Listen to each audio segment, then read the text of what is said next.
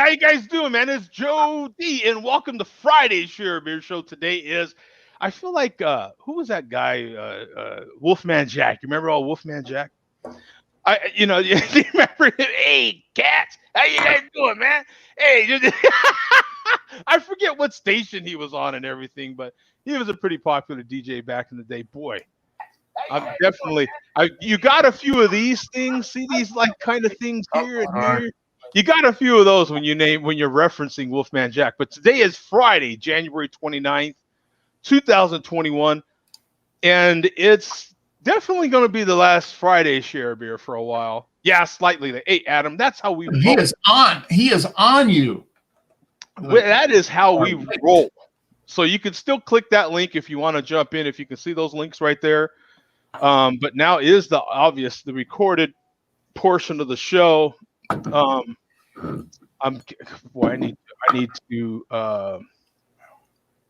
need to put myself into some sort of timeout.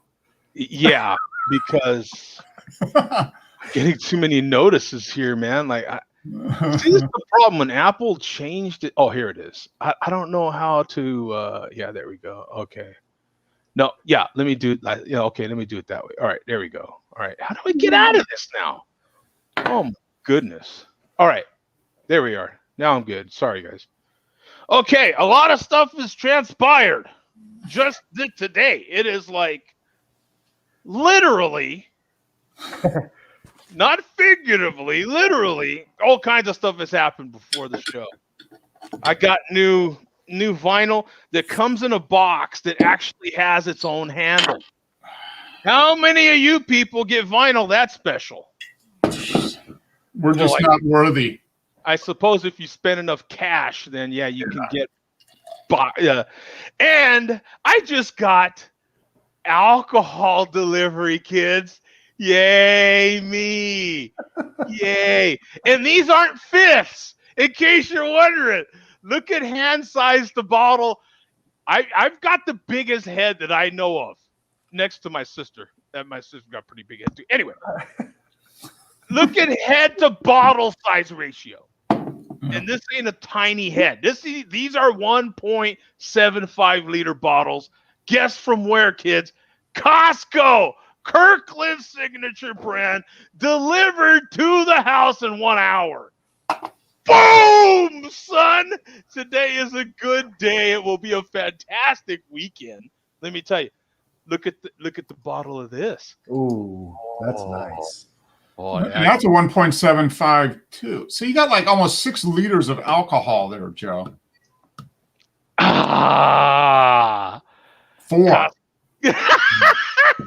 Yeah, 6 liters. 6 liters of alcohol. Better get going. Better get busy, huh? Yeah. Oh my God. Up. And you know what? And you know the thing of it is too, with just these 3 bottles that I'm looking at right here, basically $20 a pop. Mm-hmm. So $20, $65 at best in liquor sitting here. You're talking $50 a bottle at anywhere else. Oh yeah, easy. Oh yeah, easy. Yeah. For this kind of, I mean, this is the Crown Royal equivalent, and this is, you guys might have seen my review of this from ages ago. The Canadian whiskey. Yeah. This stuff is off the charts good. It is to me better. And you saw my review on it. God, how many years ago was that? 10 years ago, or I don't know. Yeah. But I reviewed that one, and I thought it was better than Crown. Now, do you just pour that on the rocks, Joe? Is that sometimes? It depends. Depends on my mood. You know what I'm saying? Yeah.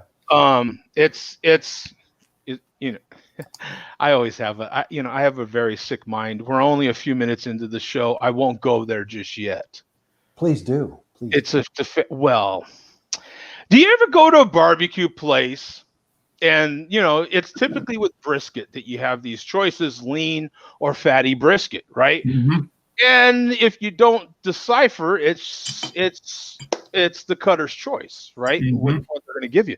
So you might get lean brisket, which is a little drier, or you could get a mixture of the two. Same thing I said, you know what I'm saying? So, hitter's choice, you know what I'm saying? There's a couple options there, and depending on how sauced up someone is, depends on which one you go. Mhm. Sometimes there's a little more of a reaction. Oh, what are you doing? Like, you know what I'm saying?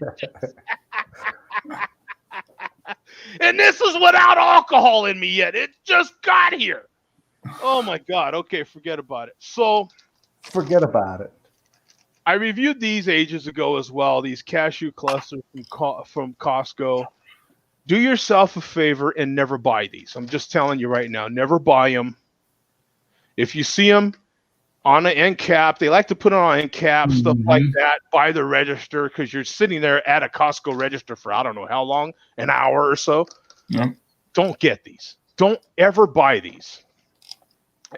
Trust me, because the minute you buy them, you're going to go, damn, Joe is right. I shouldn't have bought these. Son of a bitch. Yeah. You know what I'm saying? Oh, they're too good. They're adult candy, bro. This is, I don't know about you, man, but I guess there's a certain period in our age where you kind of lose your sweet tooth a little bit. Like I can have, I just don't eat that much candy. And then it seems like, I don't know, you get over 70 or over 75, and then all of a sudden you just like gob up sweets. Like it's all you want to eat, right? Give me all the cake you can stand.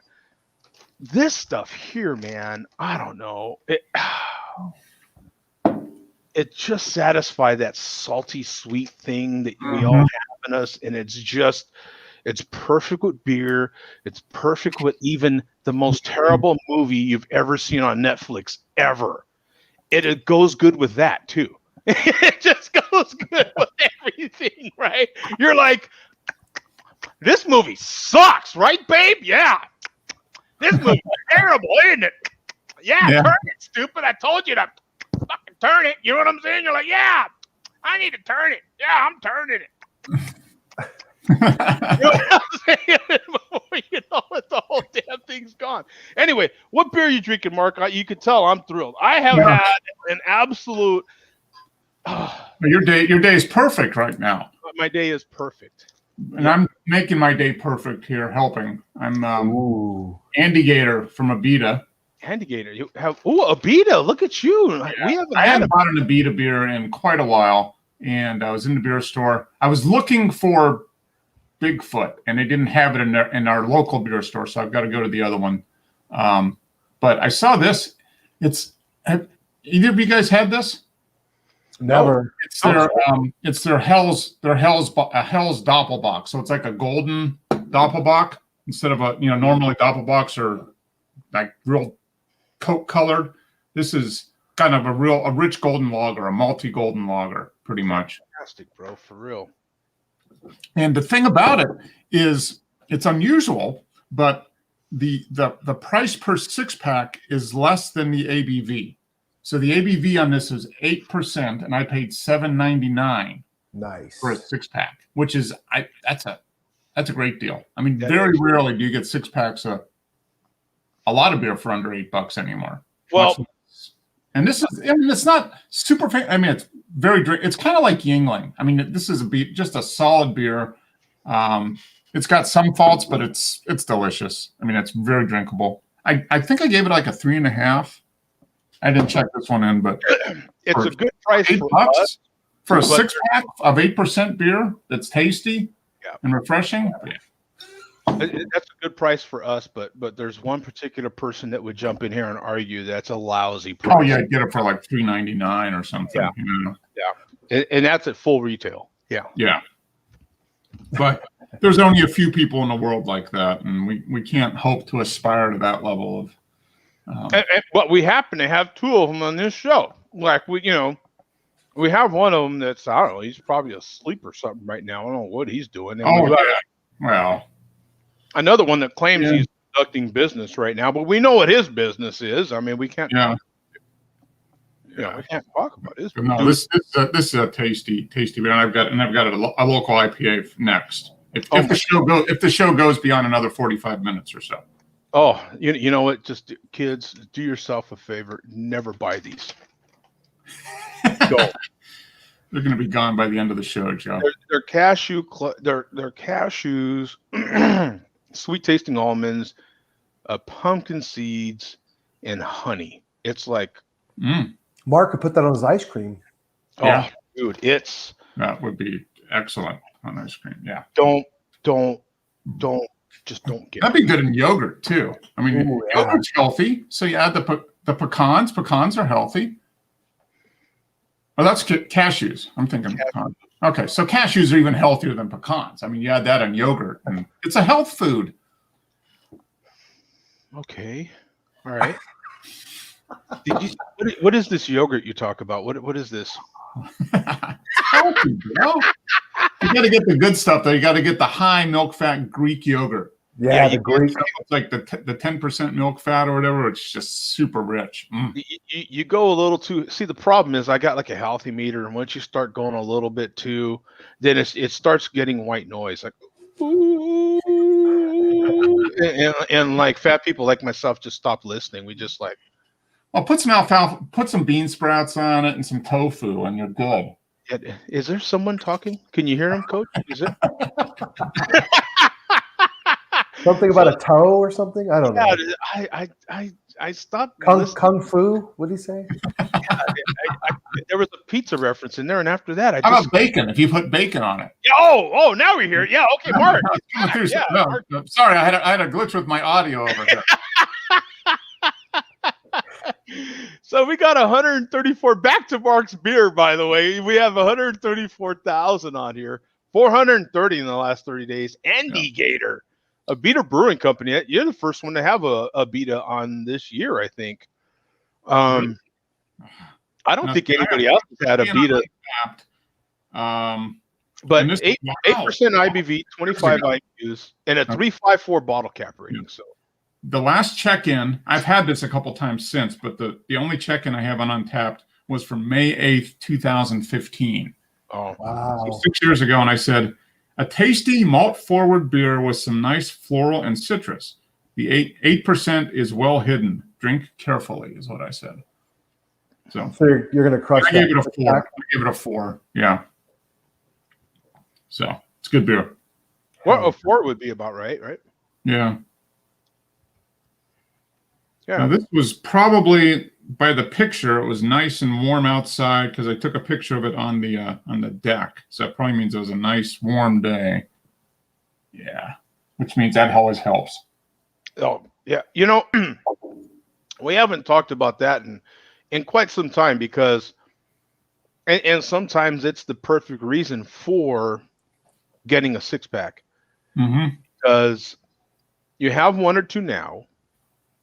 And then maybe you have today's Friday, so maybe you have another one tomorrow even.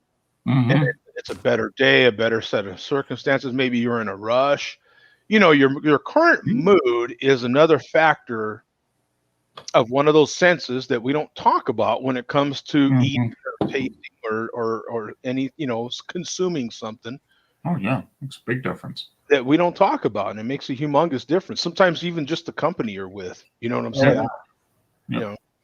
All these things, matter. I don't know what it is. Like if you go to a kick-ass brewery or bar that you like to be at, I can have a few drinks sometimes, a few beers off of a draft, and I'm starting to feel a little something already. You know what I'm saying? I'm like, I don't know what it is about having draft beer at the darn bar, but I'm like, whoo, hey, all right, yeah, keep them things rolling, sister. So yeah, that's something we should talk about more here, but we unfortunately haven't. Yeah. So Adam says, evening, chaps. Evening back at you, my friend. Drinking a monkish chunky buttons. No, I'm not familiar. Monkishes. Yeah, so Monkish must be the brewery. Yeah, I haven't heard of them. Maybe they're So what would be the pearl of that? Like you're trying to monkish. He spelled it right, I think. Yeah, Monkish is the name of the brewery, so he did it right with the apostrophe S because it's their beer. Or would it just be the beer? Monkish is Yeah, I think it's like aluminum. Is it just an apostrophe without the S? No. That's If there had been an S after, then you put the apostrophe. But, oh, I got you. Okay, yeah, okay. So because monkish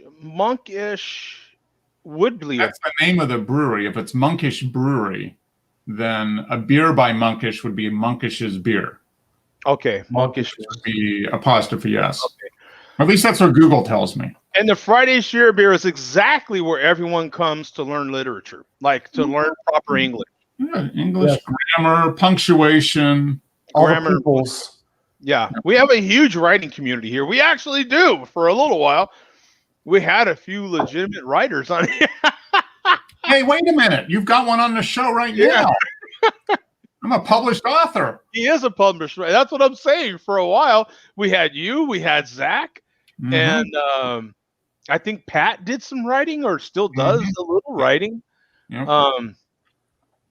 God, who else? Wasn't there a guy out of Florida? There was a guy. I'm thinking of Chad.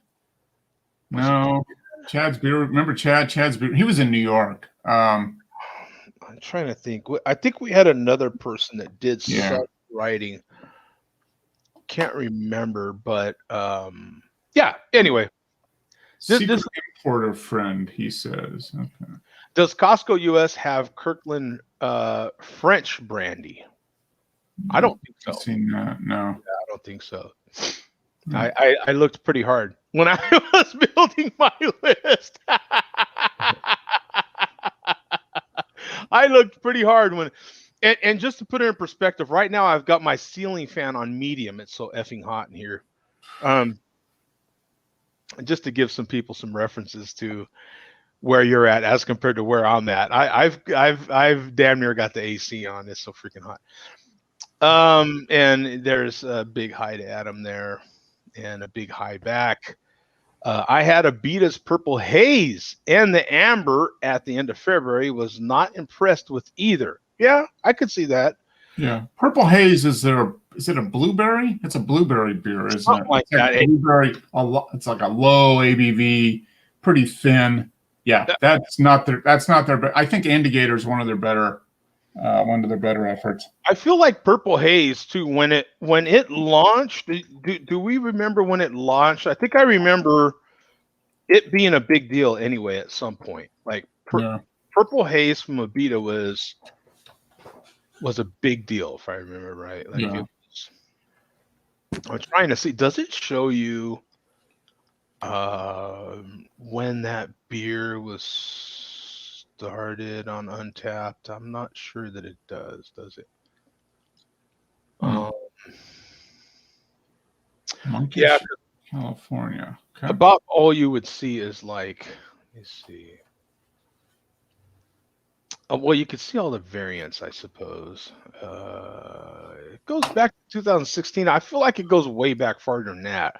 Because I can remember buying it when I was in Albuquerque for sure. And it was a big deal. I remember getting Purple Haze.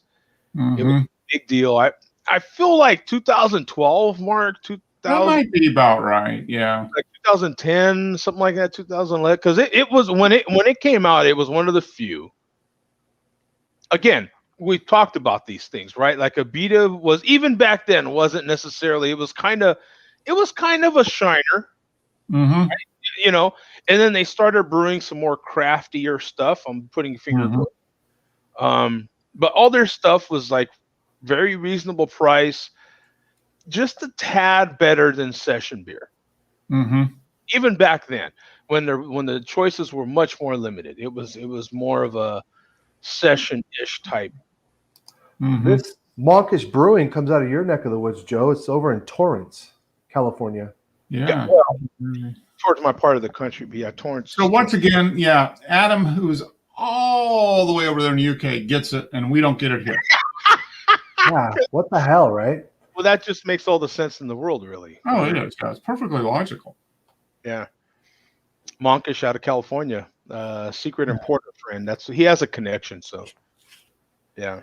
Oh, it was funny. Remember, Joe, when I was complaining about taking that album I ordered took like 2 weeks to get. Remember, it went from Chicago to Albuquerque to California and back, and I'm reading a book on Ulysses Grant. Okay, so the Civil War general, from way back, but it's like a biography of his whole life. And like in 1854, he was in the Army and he was stationed in like Humboldt, California, so on the west coast of California. And it was talking about how he wanted to get back to his family, so he had to ride a horse from Northern California down to San Francisco, get on a steamship, and go from San Francisco down to Nicaragua, like the west coast of Nicaragua. There was no canal then, so he had to get off the steamship, take a horse, ride across Nicaragua, get on another steamship on the east side of Nicaragua, and then go up to New York. And that whole trip took him like 18 days in 1854. Whoa! It took more time than that for me to get a record from Chicago in 2021. So I came up with a new, remember the Postal Service slogan was, "We deliver for you"? Yeah, I feel like there should be a U.S. Postal Service, we deliver for you, just slower than we did in 1854. Or just slower than the original Pony Express, right? Yeah, I mean, that's like the guy rode a horse down halfway to California, got on a boat, rode across the Nicaragua, and got on another boat, and went from San Francisco to New York in like 17 days. That's hilarious. It took 19 days for my package to come from Chicago to Atlanta. I could have literally walked from Chicago to Atlanta. If I would have walked 24 hours a day, I could have walked there faster.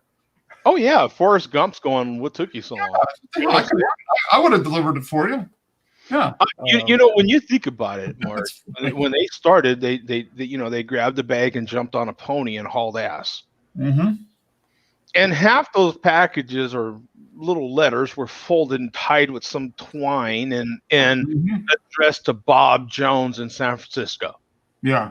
Yeah. And it got there. And it got there, and Bob Jones in San Francisco happened to get it, and there was probably dozens of them even then. Yeah. And the correct Bob Jones would get it, versus nowadays you can have everything right. You could even put the hyphen with the other 4 numbers after the zip code, and you're still struggling to get it there. Yeah, it was just amazing. I was like, and it was funny because while I was waiting for that package to get to me, I was reading about this thing. I'm like, wait a minute. The guy went from San Francisco to New York in a steamship 175 years ago, and he got there faster than a letter from Chicago to Atlanta. Oh, yeah. That's bothering you. That's hilarious, man. That's great. And that was not even with the post office. That you're talking, that was with FedEx, for Christ's sake. But the thing was, he could have if Bob Jones would have wrote a letter and put it on that ship, because they carried mail and everything, the mail would have got from San Francisco to New York faster in 1854 than. Yeah, I was just like, this is effed up. Well, it made no sense in the world because they had to pick up bananas, and so they're like, hey, we've got to pick up bananas anyway. On our way to New York, we can just, drop you off if you want. And he's like, yeah, sure. Why not, chap? And so that's what they did. And that's obviously the quickest way to get there. Give me a break. Just imagine if they were delivering limeritas. You got bananas and limeritas. It would have been so much faster. Oh my goodness. Coach, what are you having, my friend? What are you having? I've got the Bud Light, just a little sixer. Oh, okay. Yeah, trying to take it easy. I know the feeling. My warm up beer was a Miller Lite, as you can guess. So yeah, I know the feeling. I got up early this morning, got all my work done. I do have to do some work after this. So the guy I'm meeting with next week, the work I'm doing today, his projection might be a little off. Sure, you can retire tomorrow, no problem. Yeah. Wait a minute. Yeah. tomorrow, bro. Yeah, You're tomorrow. good. Just, yeah. That's it. Go You know tomorrow and just tell the boss to F off. I'm leaving. yeah, Oh, wait a minute. I added 3 extra zeros to your bank balance. I forgot. Yeah. Not tomorrow. In the next hour, just retire. Just quit. And give me your letter. It's not worth it. Just stop working. Yeah. Yeah. Well, now when I sober up Monday, I'll let you know how it is. Yeah. So yeah, I am having a Miller Lite. That's my warm-up beer, but I will be cracking open this stout here, and this is the 35K from Against the Grain Brewery. Ooh, that's cool. I thought you were going to say Hot Butcher for the World, and I was going to be pissed. I still do have some of theirs, but not yet. But yeah, 35K. Oh, that's a cool label. I like that can. Yeah, me too.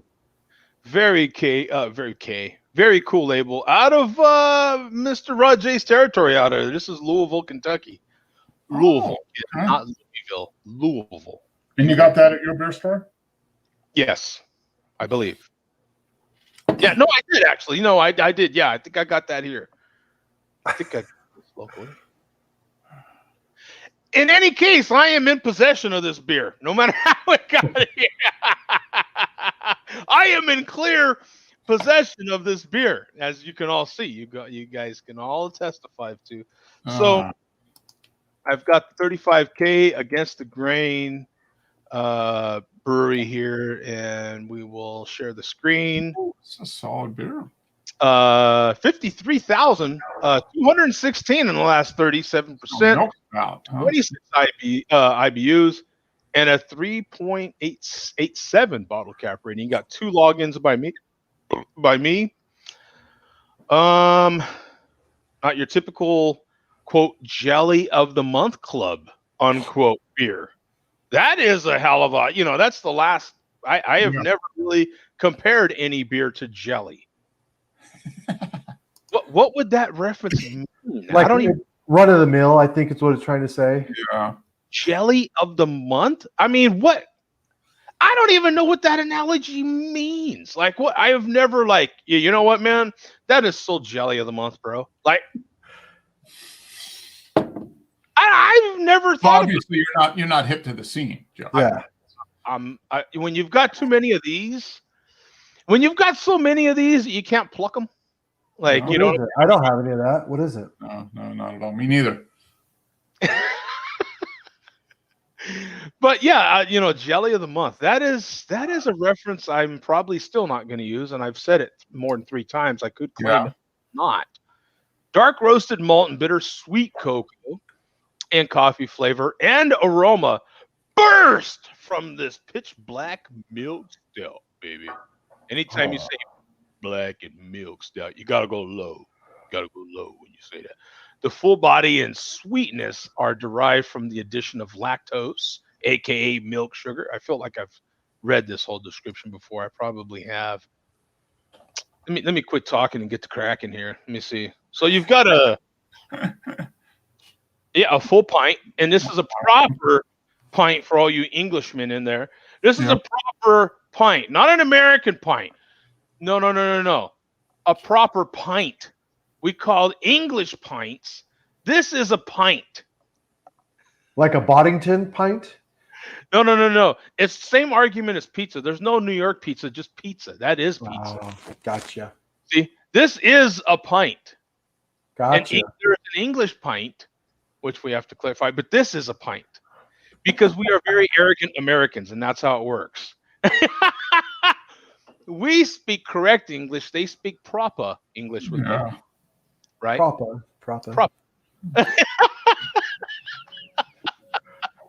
They say bloody hell. We say effing.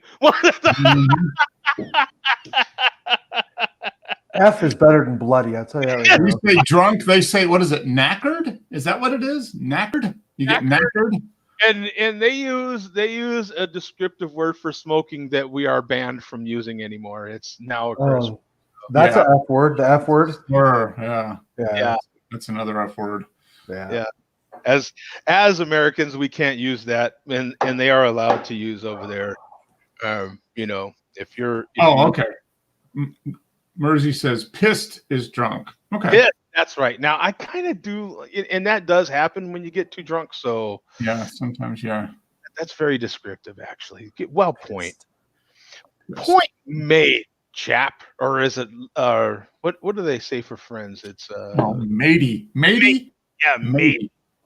Or is that That's Australia. Australian? Yeah, matey. Okay. I think it's just mate for the rest Mate. of it. Just mate, right? Yeah. Or is it like No, they use mate as bloke? well. Bloke? Is it a bloke? Bloke.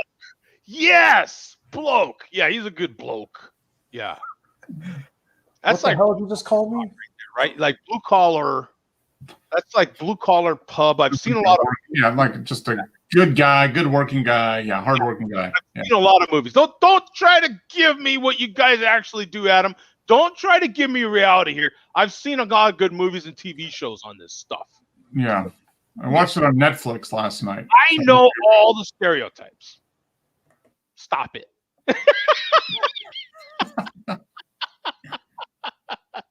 I just watched another good English series on Netflix, that Lupin. Did you watch that Lupin on Netflix? No. It's actually pretty good. I liked it. It was pretty good. Yeah. Or was it? It might have been. I don't know what the hell it was. They covered it with English, so that's all I care about. You know what I'm saying? It might have been. It might have been. Adam says, only bloke is Australian. Mate, not matey, unless you're a sailor.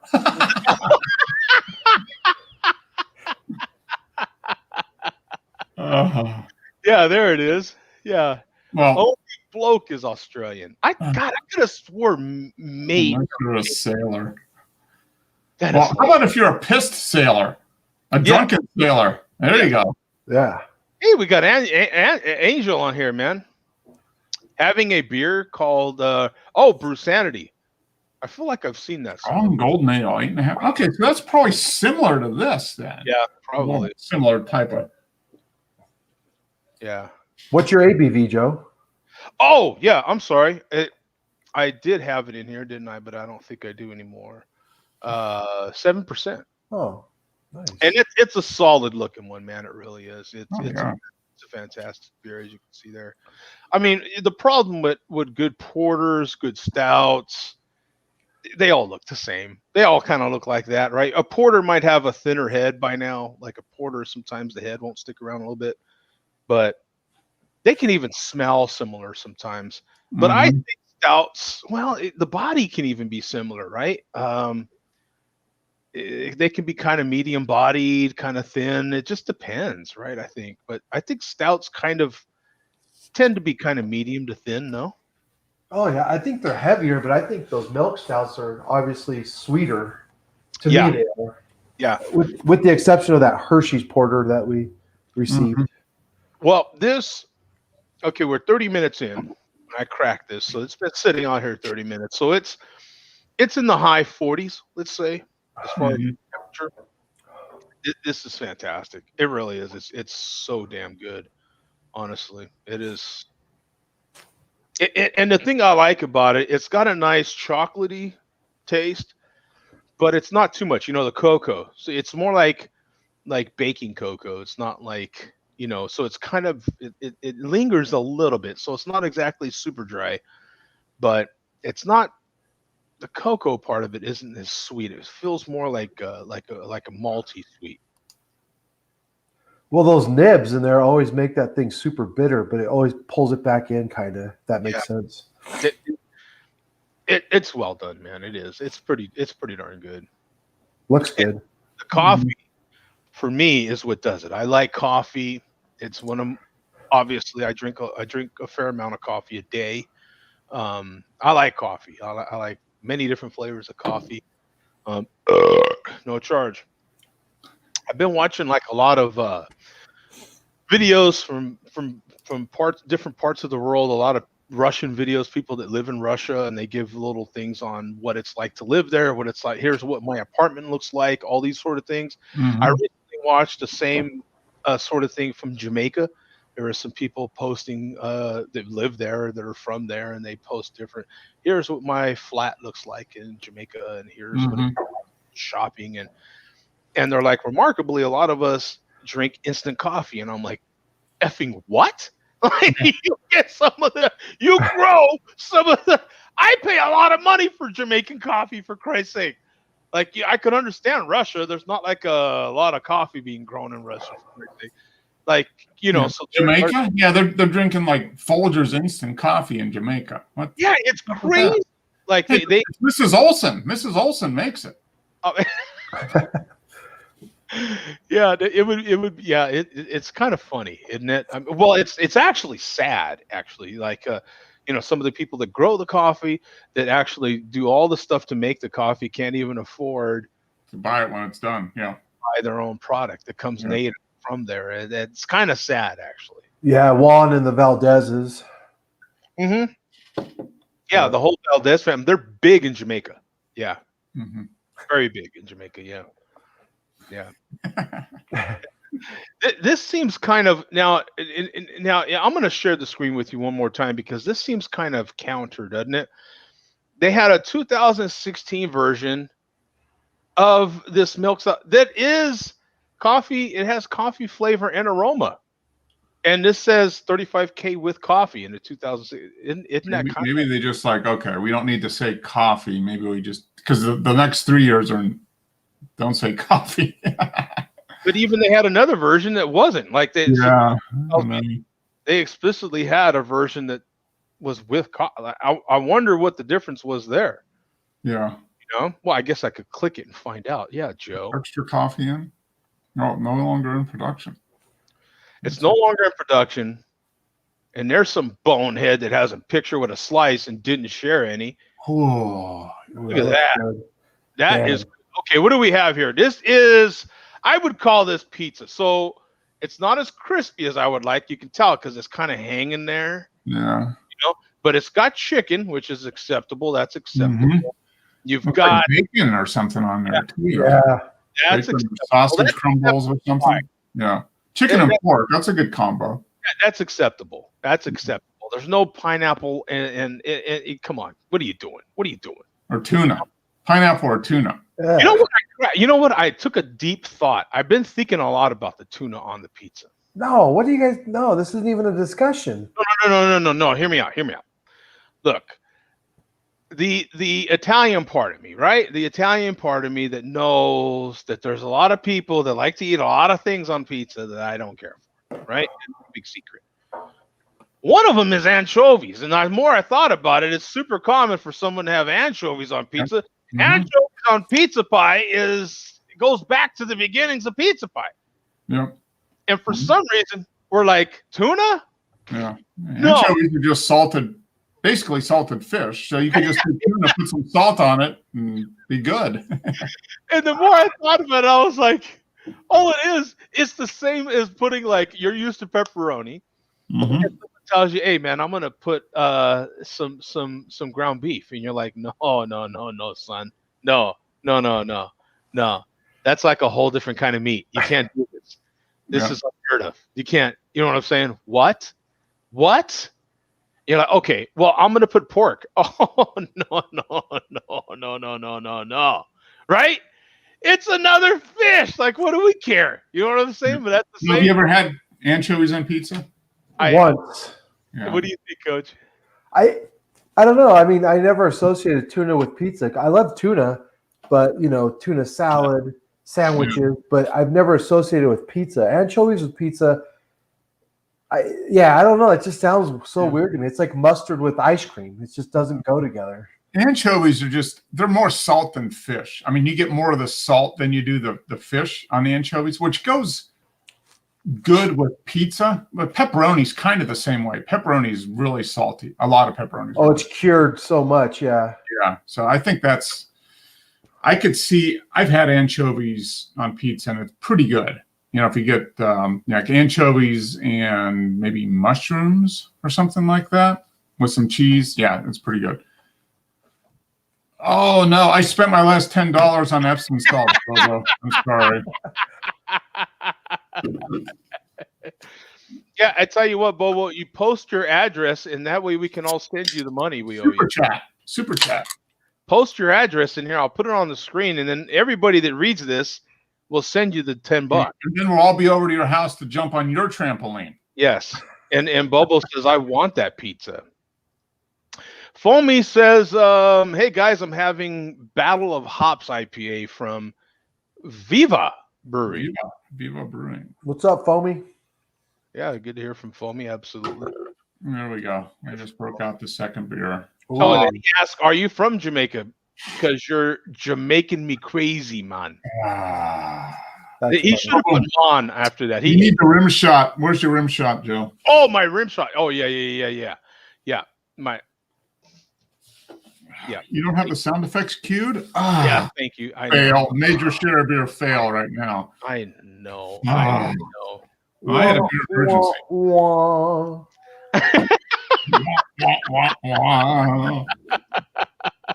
Did it work? Exactly. Yeah. Yeah. That's I was slacking on that, although we can't really play That's that. it. I'm not coming on any more share beers. That's it. I'm done. I'm not coming on another Friday share beer for at least a few more months. Yeah, at least till next year. Exactly. I feel you. Next January. I'd be pretty insulted too. Play nice in the sandbox, please. Look at this. Aged 6 years. Look at this, man. Oh, look at the curves on her. Oh, yeah, baby. Look at that. Hands above the table, Joe. Yeah. This is above the table, actually. Look at that. Oh, yeah. Look at that. Oh, she got back. You know what I'm saying? She got back. Yeah. What's her name? Did she say and this is one of them, very, very narrow body, but she got the fake boobs and everything. You know what I'm saying? You know what I'm saying? You know how they the ones with no booty get all the they get the fake boobs and they all top heavy. I think I like her sister better.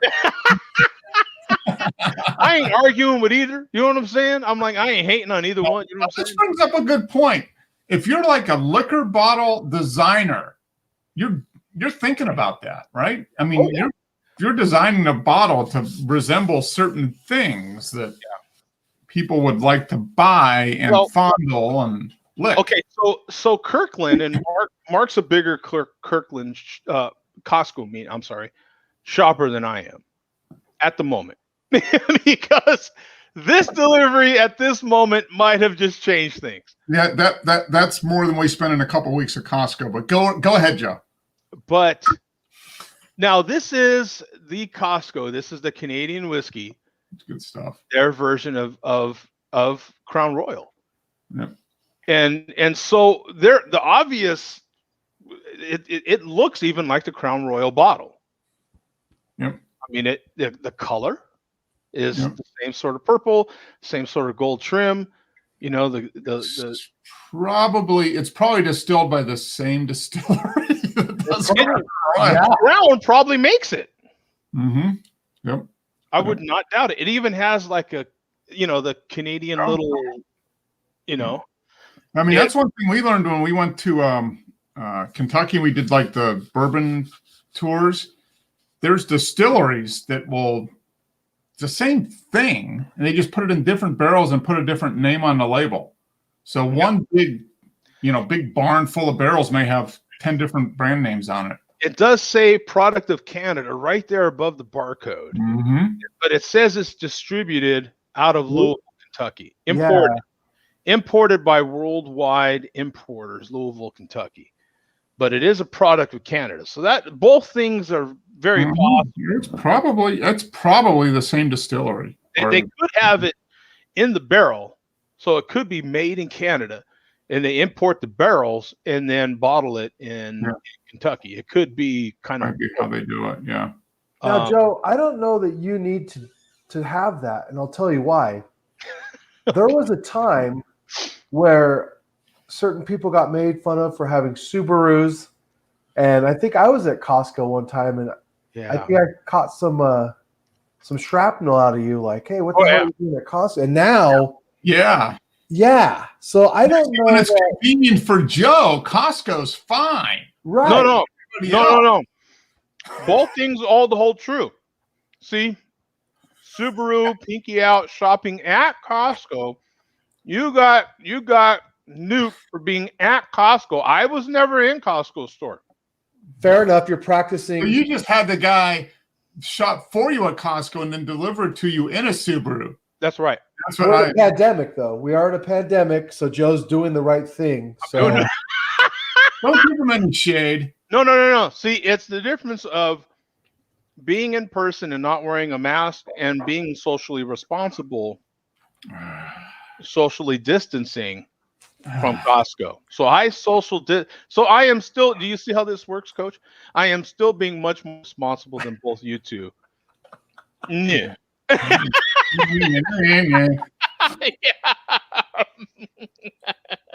have to go into Costco so I can buy useless stuff that I'll never use, like the push-up bar that still sits in the corner over there. Hence the man boobs. Right, exactly. Right. That's it. That's how the chairman, he needs it. Well, right?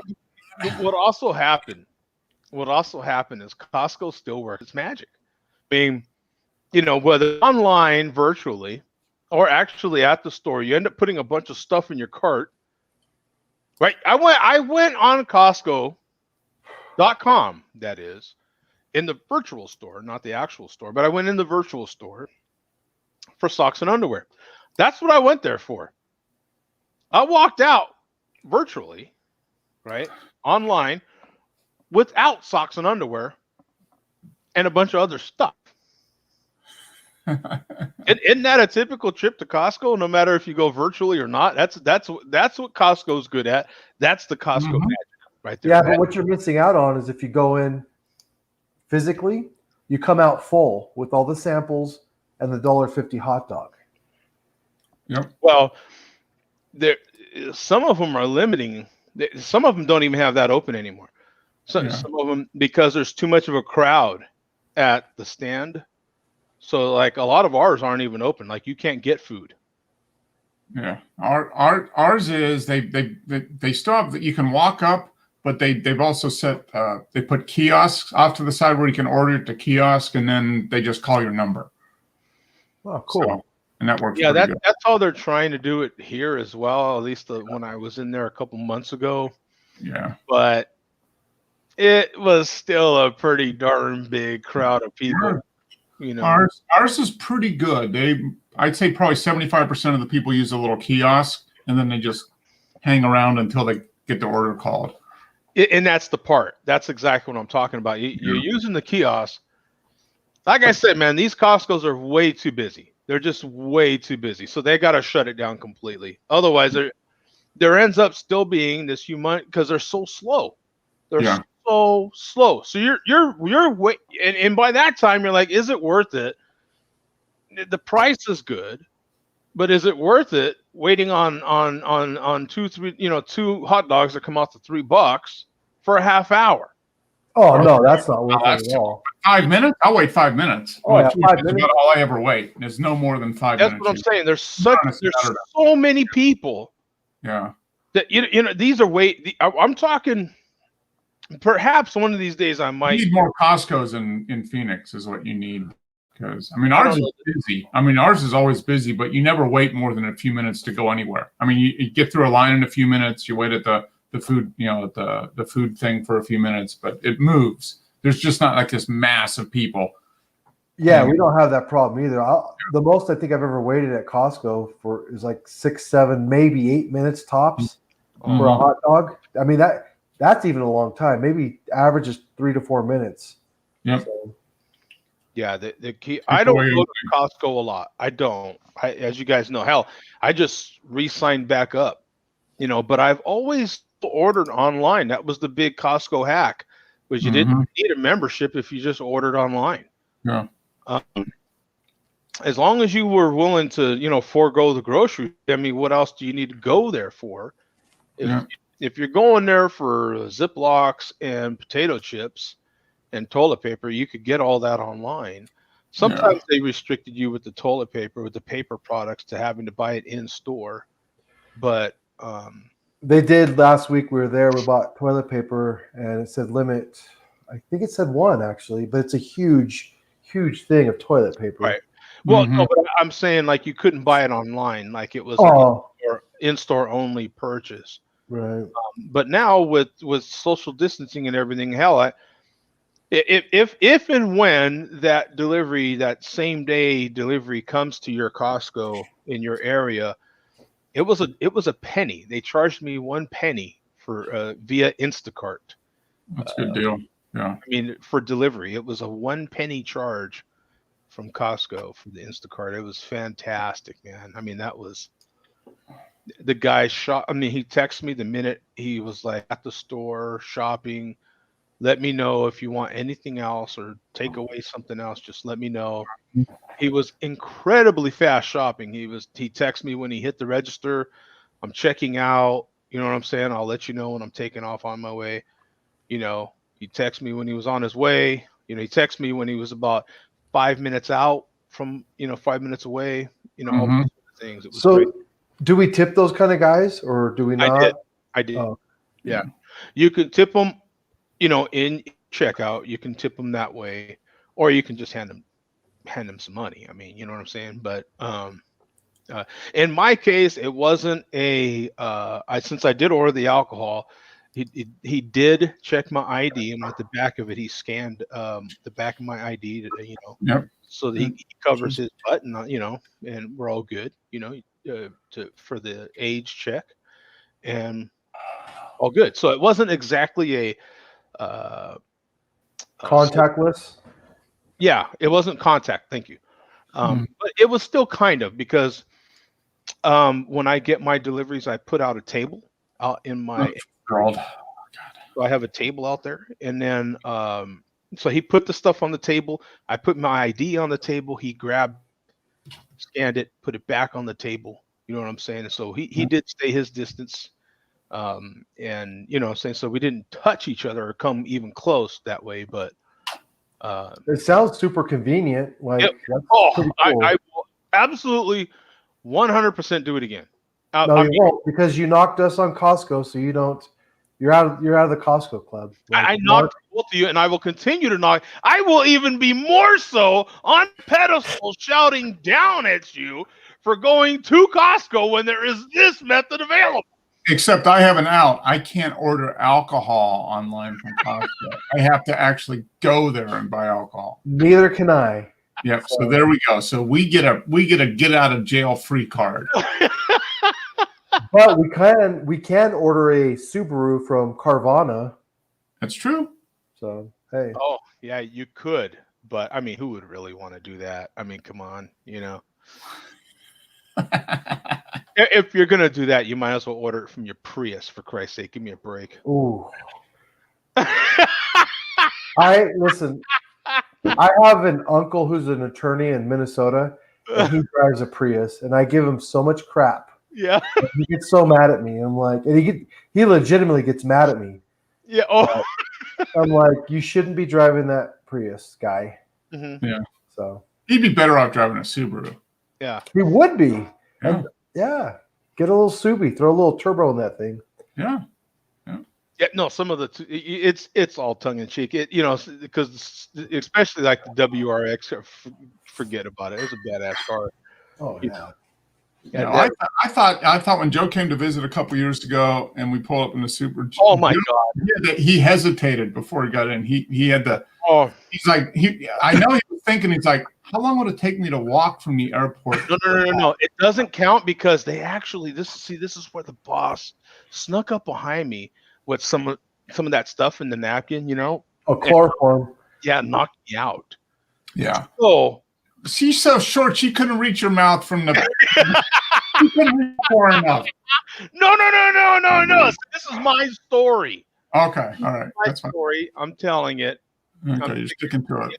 So that is why I was actually, and as I'm knocking out, she shoves me in said Subaru. You know what I'm saying? And then you wake up and you're in like Midtown Atlanta, and you're like, what the hell? I'm in a Subaru. What? But luckily she restrained you. She had you tied down so you couldn't do anything. And they put that. I mean, when she did remember some stuff when she worked with the CIA. Yeah. See. So short doesn't matter, man. I put that like child lock. Operative. I couldn't get out. Yeah. I couldn't get out. I was like, it was like a police car at that point. Like I couldn't open the doors or anything. It was incredible. Yeah. You know, when she worked in special ops. I mean, you know, I mean, if I had to marry her, she would have killed me. I mean, it's just the way it goes. Hey, wait a minute. We have a chick in here. Do you see the way she's winking at me? Look at that. Yeah.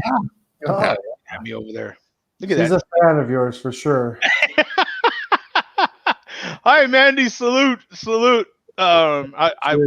Don't worry, no alcohol is ordered on the show. Yeah, there was no, what? What are we talking about? No, we're not talking about alcohol being ordered or delivered here on the show. Talking We don't about talk about that sort of thing here. cashew clusters. That's what we're talking about. Yeah, cashew clusters. We got to deliver you a cashew clusters. And actually, this isn't liquor. This is actually wine. That actually Oh, you dog! Sangria is so good. that gets a lot of favor with the ladies. Yeah. Wow. So Mhm. you know, so you order the classic red sangria from Spain. And you know what? All credit to Costco. If they tell you it's from Spain, they literally, Yeah. right? And we've talked about that use of that word. They literally go to Spain and have like they talk to some of the, you know, they deal with some of the top wineries or whatever, however it is, whatever the product is, Oh yeah. they are getting it from that region and doing all those sorts of things. No, they are the largest. I think they still are the largest retailer of wine in the world. Yeah, Costco. oh yeah. Yeah, by far the selection of wine they had on there was really high. Yeah, no, they do a really good job. That sangria is actually really, really good. It's sweet and it's not too whiny. I mean, that's how sangria is supposed to be, but Yeah. Costco has really good sangria. You know, it is good I stuff. have no idea. I just and then I like the way the cap is on this too. It kind of matches. Yeah. It's a screw off cap too, nice and easy. You'll enjoy that, Joe. That's good stuff. That's gonna be the dinner tonight, I bet, Joe. Right? I do have a big thing of chicken ready to go. So I was thinking like chicken with rice and some of those, what do you call them? Normandy vegetables. The Normandy. Oh, You know that'd be perfect for sangria. Yeah. I'm doing Ethiopian spiced beef tonight. Good stuff. Yeah, fantastic stuff. I had some really good inch and a half steaks the other day.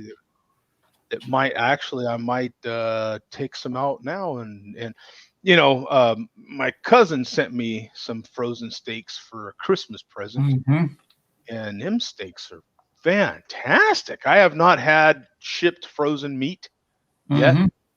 Damn. No, it's if you get good quality beef and it's, you know, good stuff and it's frozen fresh. Yeah, I mean, it definitely beats what you can get in the store for sure.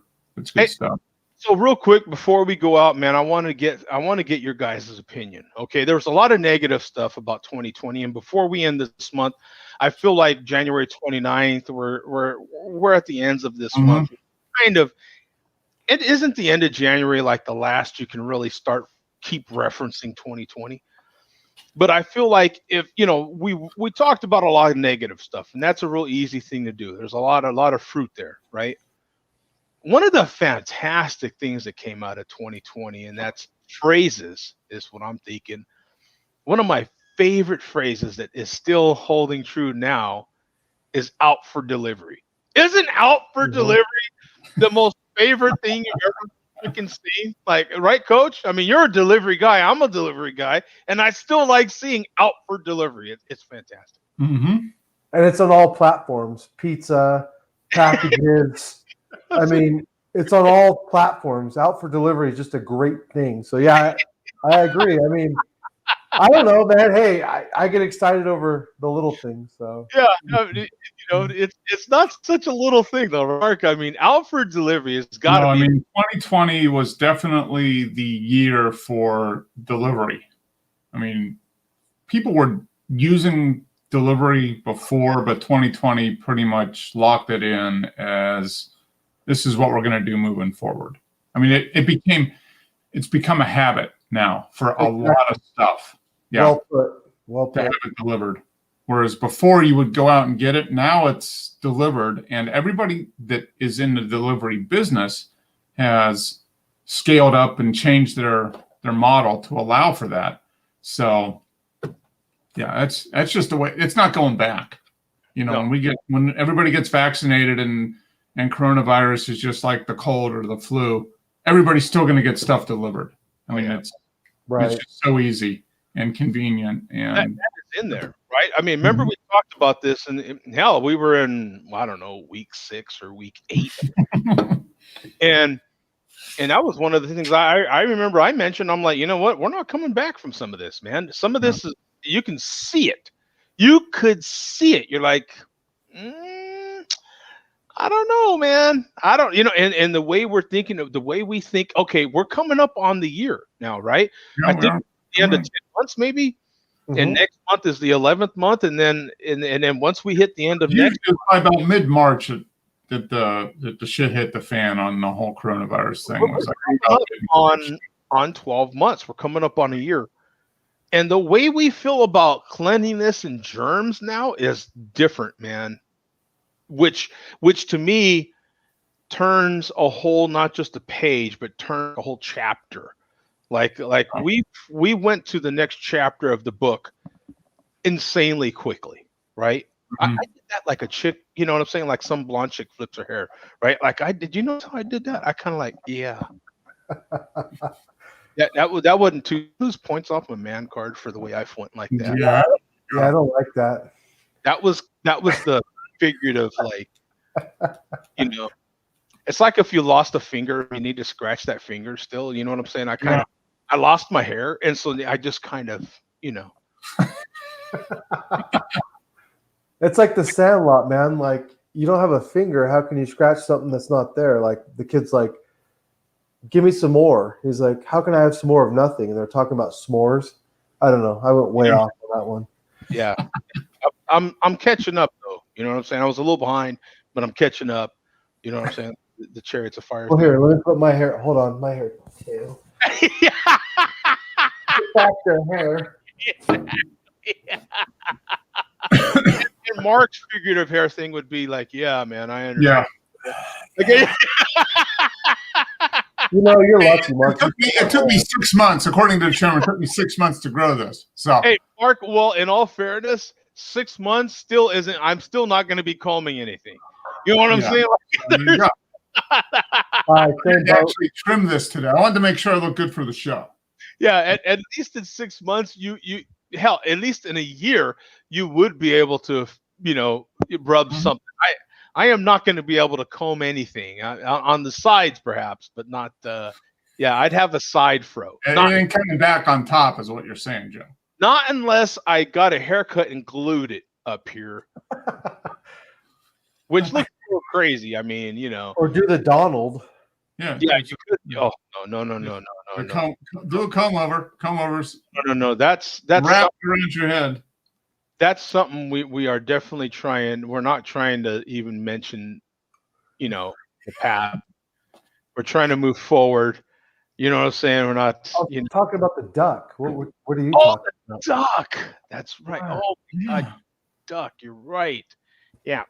Yeah. I can't even do a Donald Duck. How do you do it? Yeah. See, that's really good. Yeah. That's better than me. Yeah. But yeah, I think out for delivery. Most of us would agree. Or the sound of the brown truck pulling up in front of your house is another, or of your Amazon device flashing a little green light when you get a notification. The yellow light, yeah. The yellow light on your Amazon device is absolutely, yeah. No, that is definitely a solid one, man. Yeah, you're like, even though it's all you did it for yourself. Yeah. It's still like shouldn't be a surprise, but when it happens, you're like all surprised that it's happening. And isn't it funny how some of the things, like if you were, I don't know, it could be even the stupidest thing sometimes, a coffee cup, for Christ's sake, and you bought it at Walmart or you bought it at whatever Target, and you're like, okay, I bought it. You went to the register, you paid for it, they put it in a bag, you brought it home, you took it out of the bag, and you're like, yeah, okay, this is my coffee cup, and boom, right? But if you get it delivered, it's like a whole, like you, and the way you look at that coffee cup moving forward is like, this is the coffee cup, right? Like, I don't know what it is. If you go buy it, it's not as big a deal as if you have it delivered. I don't know. For me, it's not. It just kind of shows up. You kind of forget the whole part that you actually ordered it and paid for it, but when you forget that, then it just kind of magically appears on your on your porch or next to your garage door or whatever. Just you walk out and there's a box there, and you're like, where'd the box come from? I wonder what could be in the box. Let me see. And you open it up. And, oh, look at that. Yeah. Oh, and it's for me? For me? Oh, this is great. Thank you. I was 36 miles away yesterday, and I delivered these 2 small boxes, and they're heavier than normal. And I said, okay, cool. This lady's in the truck outside. She comes up. Are these my phones? Are these my phones? I said, I don't know. So I give it to her. She signs, and yes, they're my phones. Thank you so much. Oh my God, thank you. I'm like, well, you're welcome. I literally did nothing, you know. But she was just so appreciative, like I actually made the phones and then put them in the box and I'm like, lady, I've got elves in the back of the truck and they make the phones while I drive over to your house, and then I wave my wand and they magically appear. Right. Box. Like, what do I care actually, and what do I know? You have no idea. It's just another. There's 2 boxes off my list that I got to deliver. On to the next one. Exactly. And but she was like, thank you so much. These are my new phones. Oh my God. And I was like, have a good night. There you go. You just proved it. I mean, and she ordered them herself probably a week ago. Yeah, probably. But when they show up, it's like magic. It's still magic, man. Look at and a good example is the beginning of the show when you're talking about that one package that could have got here faster if it would have been 150 years ago. Yeah. Would have gotten here faster in 1854. But I'm just saying. And that's why it's such a shock. It's like, oh my God, it actually showed up. It shows up, you know. And in a lot of cases, we're getting so many deliveries now that you do forget about them. Yeah.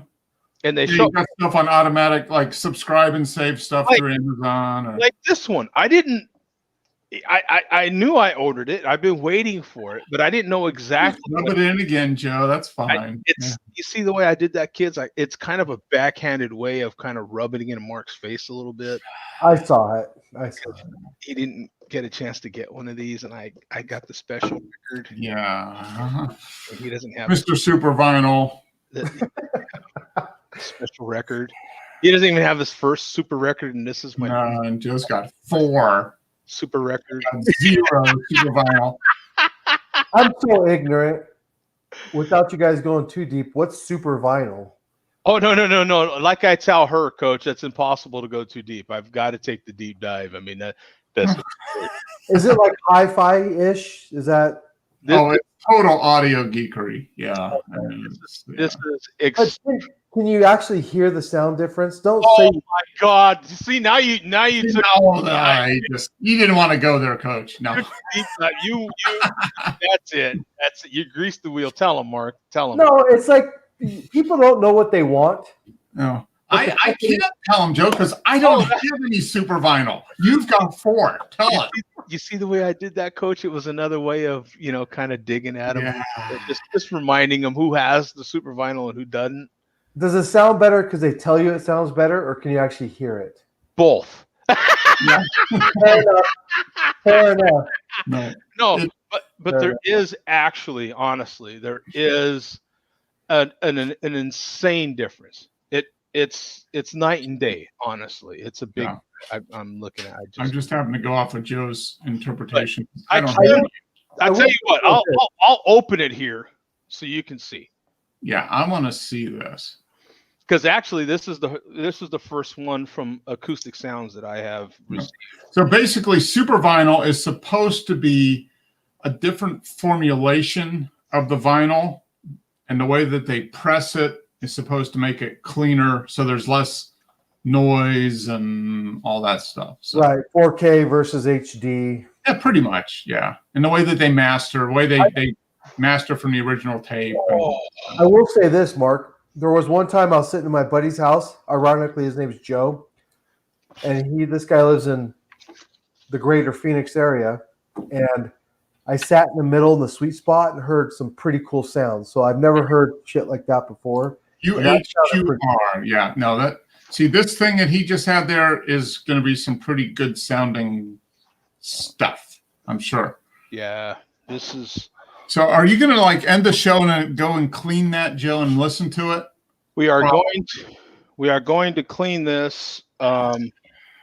This is a very special record. Yeah, that's a good one.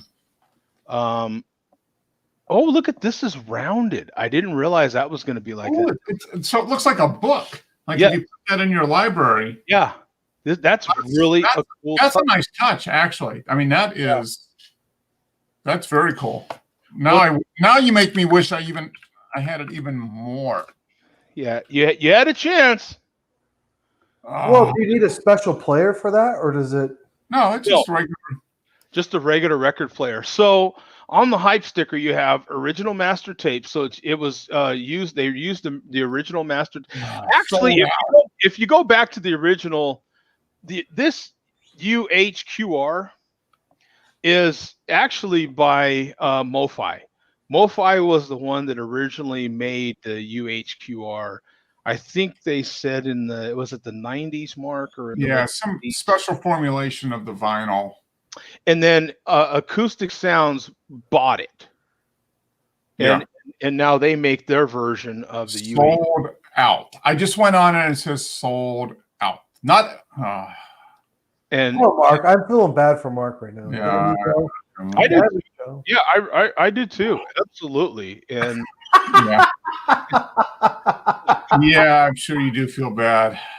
While I'm listening to this, I'll be thinking about him. Okay, that's fine. And I'll be sipping on some of my Kirkland Canadian whiskey here, with a few ice cubes in it, because I don't feel like being real neat about it. So, and I'm interested to see what you think of that, because it does looks like they did a really good job on it. Really good job. So, I can go. Interesting distinction. The other ones I have, Mark, they're 500 per stamper. This one is 1,000 records per stamper. Okay, all right. So this is interesting because this is supposed to be, I think, 200. I think this is supposed to be a 200 gram. Yep, I think it is. Yep. I think it's a 200 gram, and they're using more stamps. They're using twice the stamps per stamper. So this will be an interesting. All right. So I'm going to, as you're talking there, Joe, I'm going to. And there's number 4811. I think it was 5,000 total. Yeah, you got really close. Yeah, I did. All right. So here we go. I'm going, and that's Aqualung, right? Yeah, that's Aqualung. Yeah. So I'm on Discogs, and I'm going through all the versions. I want to see what that thing is selling for on Discogs right now. Yeah. Because I won't say how much you paid for it, but it was a lot. Joe, you got the golden ticket, you son of a gun. Yeah. Yeah. That's only 89 people after him. Let's just say that it's selling for 60% more than what you paid for right now on Discogs. Wow. Really? For mint. For mint, yeah. Right now it's mint. I mean, you've seen the way they shipped it. Until you open it. But no, I mean, you paid whatever you paid for it, and right now it's selling for 80. Yeah, it's selling for 70% more than what you paid for it. Man, holy shit! So the minute I cut the shrink wrap, that goes down. Yeah, then it goes down. So let's see what it sells for in near mint, which is usually what I buy. It's still selling for 60% more. So you're good. Yeah, I figured it was 10%. Yeah, that's sweet that you got that. No, that is awesome. Yeah, I knew it was going to be, and it's still a solid record. It's still that's even not even talking about the music. The music. No, I'd pay what you paid for it. I would not pay what people are paying asking for it on Discogs. No, thanks. I'm good. But people will pay it, I'm sure. Yeah. Sold. Why wouldn't they make more then? Third. What's that? Does it cost a lot to produce these expensive records? Well, Yeah. There's a lot of cost involved, yeah, because you got to pay the guy to remaster. They take the original tape from the original recording session and then they remaster it. So they go through and clean it up and do whatever they do, and then they gotta make basically a master disc. Yeah, there's a lot of work involved. So I guess the question is this. And I found out too, Mark, from what I've been watching a lot of YouTube videos. So I watch some of the videos from some of the people that actually put these things together, and they say the amount of time and the licensing that it takes to even get like those books that come inside of them. Every page of those books has to be licensed, and it has to, you got to pay the artist for all that stuff, or the family of the artist if they're no longer around, whoever's associated with that. So even just because there's particular little books to give you information about the record and all that sort of thing. Whatever is written on there, there's a lot of back and forth as to what's going to be in there with that, holding group or the artist themselves or whoever it is.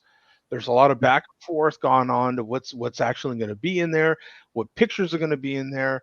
All these sorts of things have to be sorted out, and it takes a long time and a lot of money. A lot of money. Because you gotta essentially, what they do is they take the original master tape from whatever it is, and they've got to pay for that. There's like only one of those in the world, so they got to pay to whatever they got to pay to get that, and then got to go through and do whatever. Yeah, so it's a lot of money. Right. So it's a huge process, it sounds like. It's a big process, yeah. Because record is ultimately, it's a manual thing. When they get all that done, then it's still putting a blob of vinyl on a press and having a thing come down and press out the record. It's not like, it's still ultimately a manual process to get each record. More records. I'm just going to go shoot myself, Joe. I am getting some records today. Look at him. He's like a kid on Christmas. Look at his face. I'm telling you, out for delivery. What are you getting? Oh, yes. Okay, this was based on top. This was reissued. This is a reissue. It was out of stock forever. But the hell, slap in the face. This is solid, man. This is a very good jazz record. Girl. Okay. Very nice. It's going to be again. It's going to be hard to get again. This one's immediately sold out. But that's a reissue that was just released. This one also should be another one. Yes. Oh, I think I'm getting that stuff too. Whatever you got in there, I think I'm getting. I think you're getting this too. Well, I don't want to sound like a broken record. How many times are you guys actually going to listen to these albums? Multiple times? Oh yeah, it depends. Yeah. It depends. I listen to most of the stuff I buy a couple times a year at least. Some more than that. But when you accumulate 50 records in a year on top of what you have, like, is that just gold that you stash? And some of it is pure. Some of the records I buy purely for the album art, or just because it's something I want in my collection. I'll listen to it initially and probably never touch it again. Oh, this one just released, Tone Poet. Yep, I'm getting that one and the other one you got there too. Bass on Top. Is that what you're getting? I should be getting it, but I don't know if this is it. Huh? I might get that before you. It is. This is it. Yep. We just happened to order the same ones, but yeah, those were released today. Those are released today. So. Yep, here it is. Oh, awesome! It's in my hands. I was really excited about getting this one. Yeah, no, he's an excellent recording. Yeah. These Tone Poets codes are excellent. If you like jazz, if you like kind of old school jazz from the '60s, bebop or hard bop, they call it. Yeah, hard bop jazz. Yeah. You've definitely got to like jazz. It's because this is jazz. I mean, this is So it's like 3 or 4 players on a stage, just recording, like a bass, saxophone, drums, and maybe trumpet or something. Yeah. And these are all done. See, all these are done in the original, in the original style.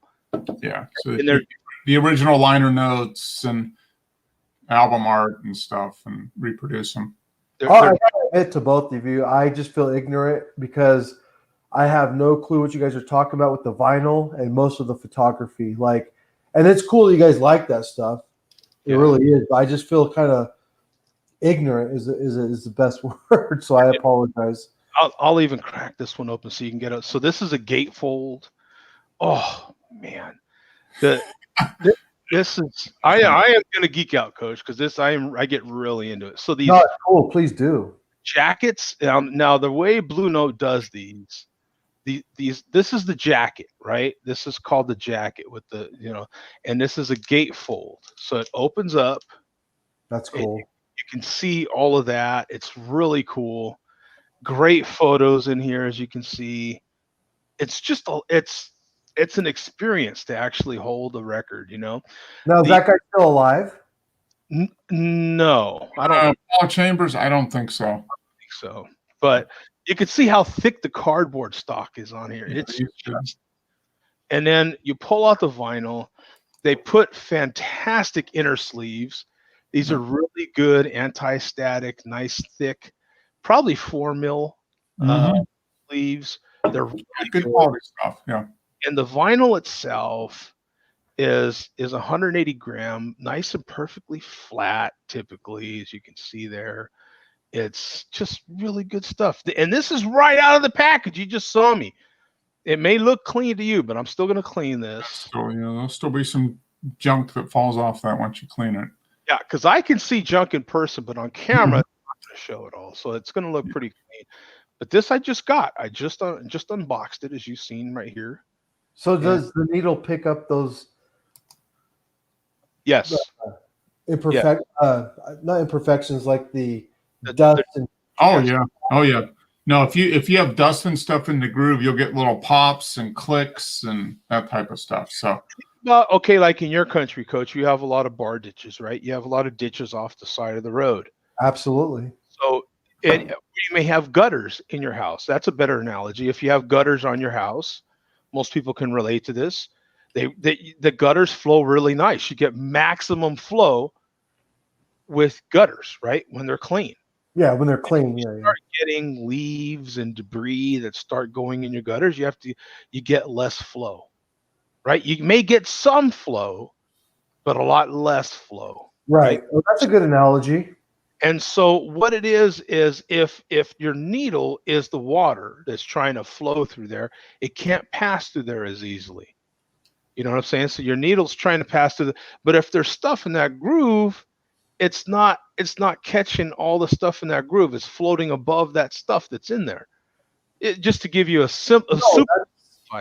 that's actually a really good analogy.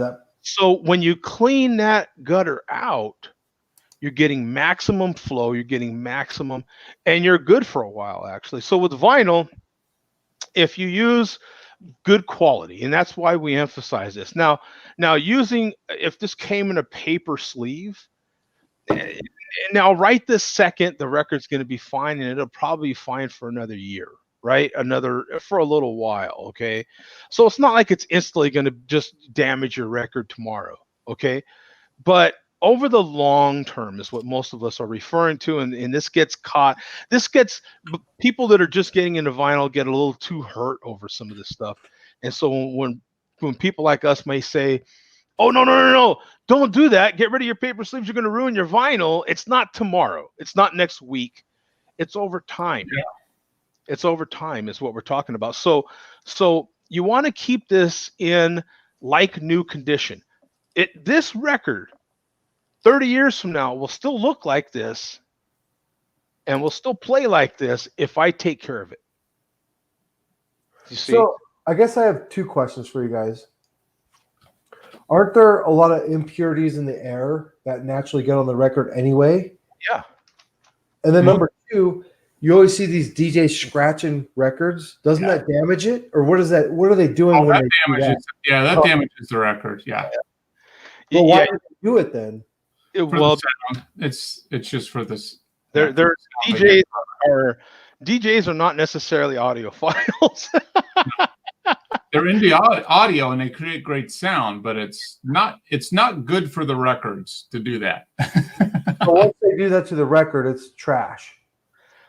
If you wanted to play it, you could probably do it a couple times, and you'd be okay. But yeah, you wouldn't want to do it too long. No. Okay. But to answer your question about the dust and stuff, when you take the record out and you put it on the turntable, we typically will use like a brush, like a carbon fiber brush that you'll turn the turntable on so it's spinning, and then you just run that brush across it, and that sucks up any of the dust and stuff. The impurities. Yeah. And before we play, we'll typically take it's like a little silicone pad, and you put it up on the needle of the cartridge to remove any crap that's accumulated on there. And yeah, that's cool because you guys excuse the term because it doesn't apply to you and Joe, but you guys geek out over this stuff, and it's really no, that applies 100%. Yeah, we are unabashedly geeks. No, 99% of people could give a crap about all this stuff. But I see you guys enjoying it, so I'm just like,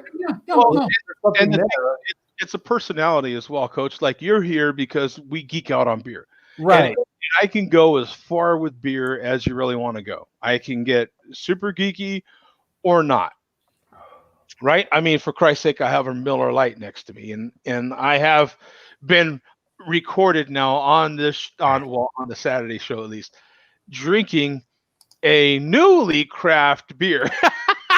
Yeah, you want to call it that. Is formerly known as malt liquor. One particular beer, not all those stupid malt liquors, but one of them I said if they ever change names, I will drink it, and I did.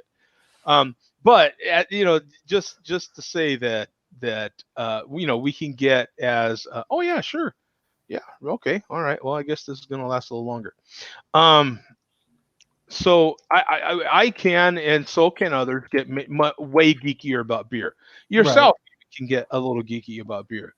But it's the same thing. Me and Mark have that personality where other things that we get into, we can get just as geeky about. You'll start, photography.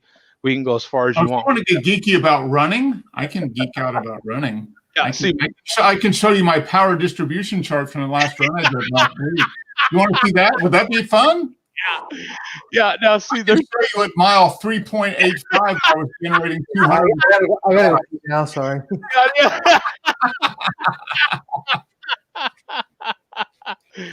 But it's so much fun. You know what I'm saying? Like I get what I tell people is I get really into beverages. Yeah. I consider myself not just a beer guy, but just into beverages in general. I can really get into them. I'm not as much of a tea guy, but I have in the past gotten into teas. I just didn't record anything about it. So I have a very minimal amount. I'll be learning more than I am going to be talking about it. But I like teas as well. And those people probably drive Priuses, but there's nothing really wrong with it. But it's just to me because my thing is, hey Ruben, thanks for joining in, my friend. Hey, my thing is that it takes fanatics of something to get the casual person into it, just like myself. I mean, Mark, you got me into vinyl or back into vinyl. I mean, no, I remember you saying I don't need to buy any physical media. I have no absolute need for physical media whatsoever. 2 years later, hey, look, I just got some super vinyl. Ah. Couldn't be more into it, right? And Coach brought up something that he's not here to hear right now, but there's a lot of people that are into vinyl that don't even have a record player. Bum has vinyl, and he doesn't even play it. I mean, vinyl is one of those things, the physical holding of the record and being able to open it and And when you actually do play them, it's special because you're like, wow, that thing is playing. It is cool, man. It is really, really cool. To open it up, be able to flip it open, look at all the pictures. Some of them have books, to read the book while you're listening to music. I can describe it to you till the cows come home. And I don't know why we use that analogy, but we do. I don't know. I've never waited for a cow. I've got some cows out in the backyard there. I'm just come on home, cows. Yeah.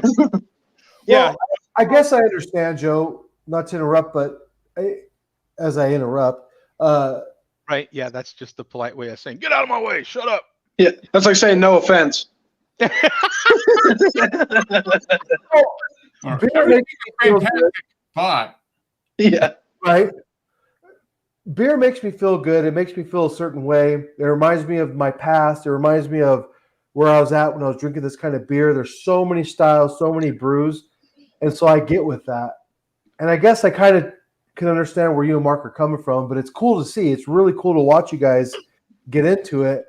I just don't know that I'm there with that, but that's cool to watch because I'm like, what we're doing is taking a very passive thing for people. But we all like to drink beer, and the one thing we all have in common with while we're drinking beer is listening to music.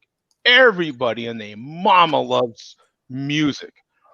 Just in general, you may love different music from me. That doesn't matter. We all love music, and we all listen to it though. And the analogy I'll use for this is the same analogy people will give me when they meet me. Oh yeah, I love beer, man. Oh, I watched so many of your videos. I love beer. And I'm like, yeah, okay. You know what I'm saying? Here, and I'm in my head, I'm counting off, right? 1, 2, 3. Yeah, and I can drink a 30 pack. And I'm like, there it is. It took you 4 seconds, but you got there. You know what I'm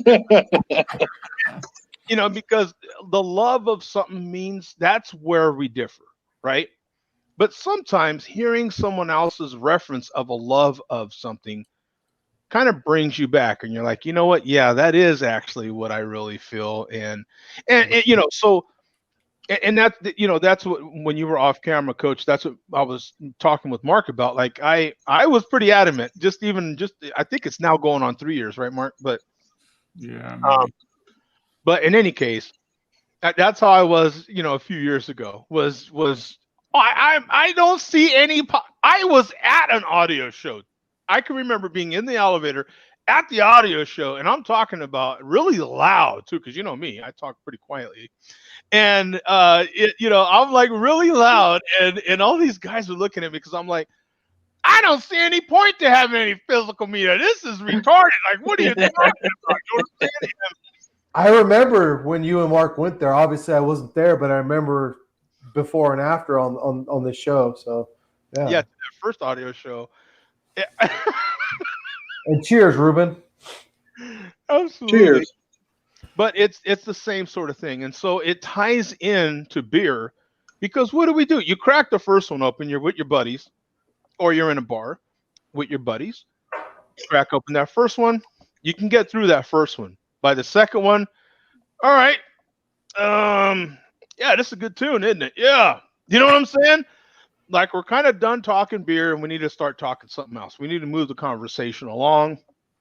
What's on the radio, what's playing is usually what we're going to start getting into. Yeah, man, we need to get that. If it's quiet, hey, man, you got some money. We need to put some money in the jukebox, get this place kind of going, right? That's what we use, right? It's like, and so it's just a matter of how far down that rabbit hole do you want to go, right? Is it like, oh yeah, I remember this recording.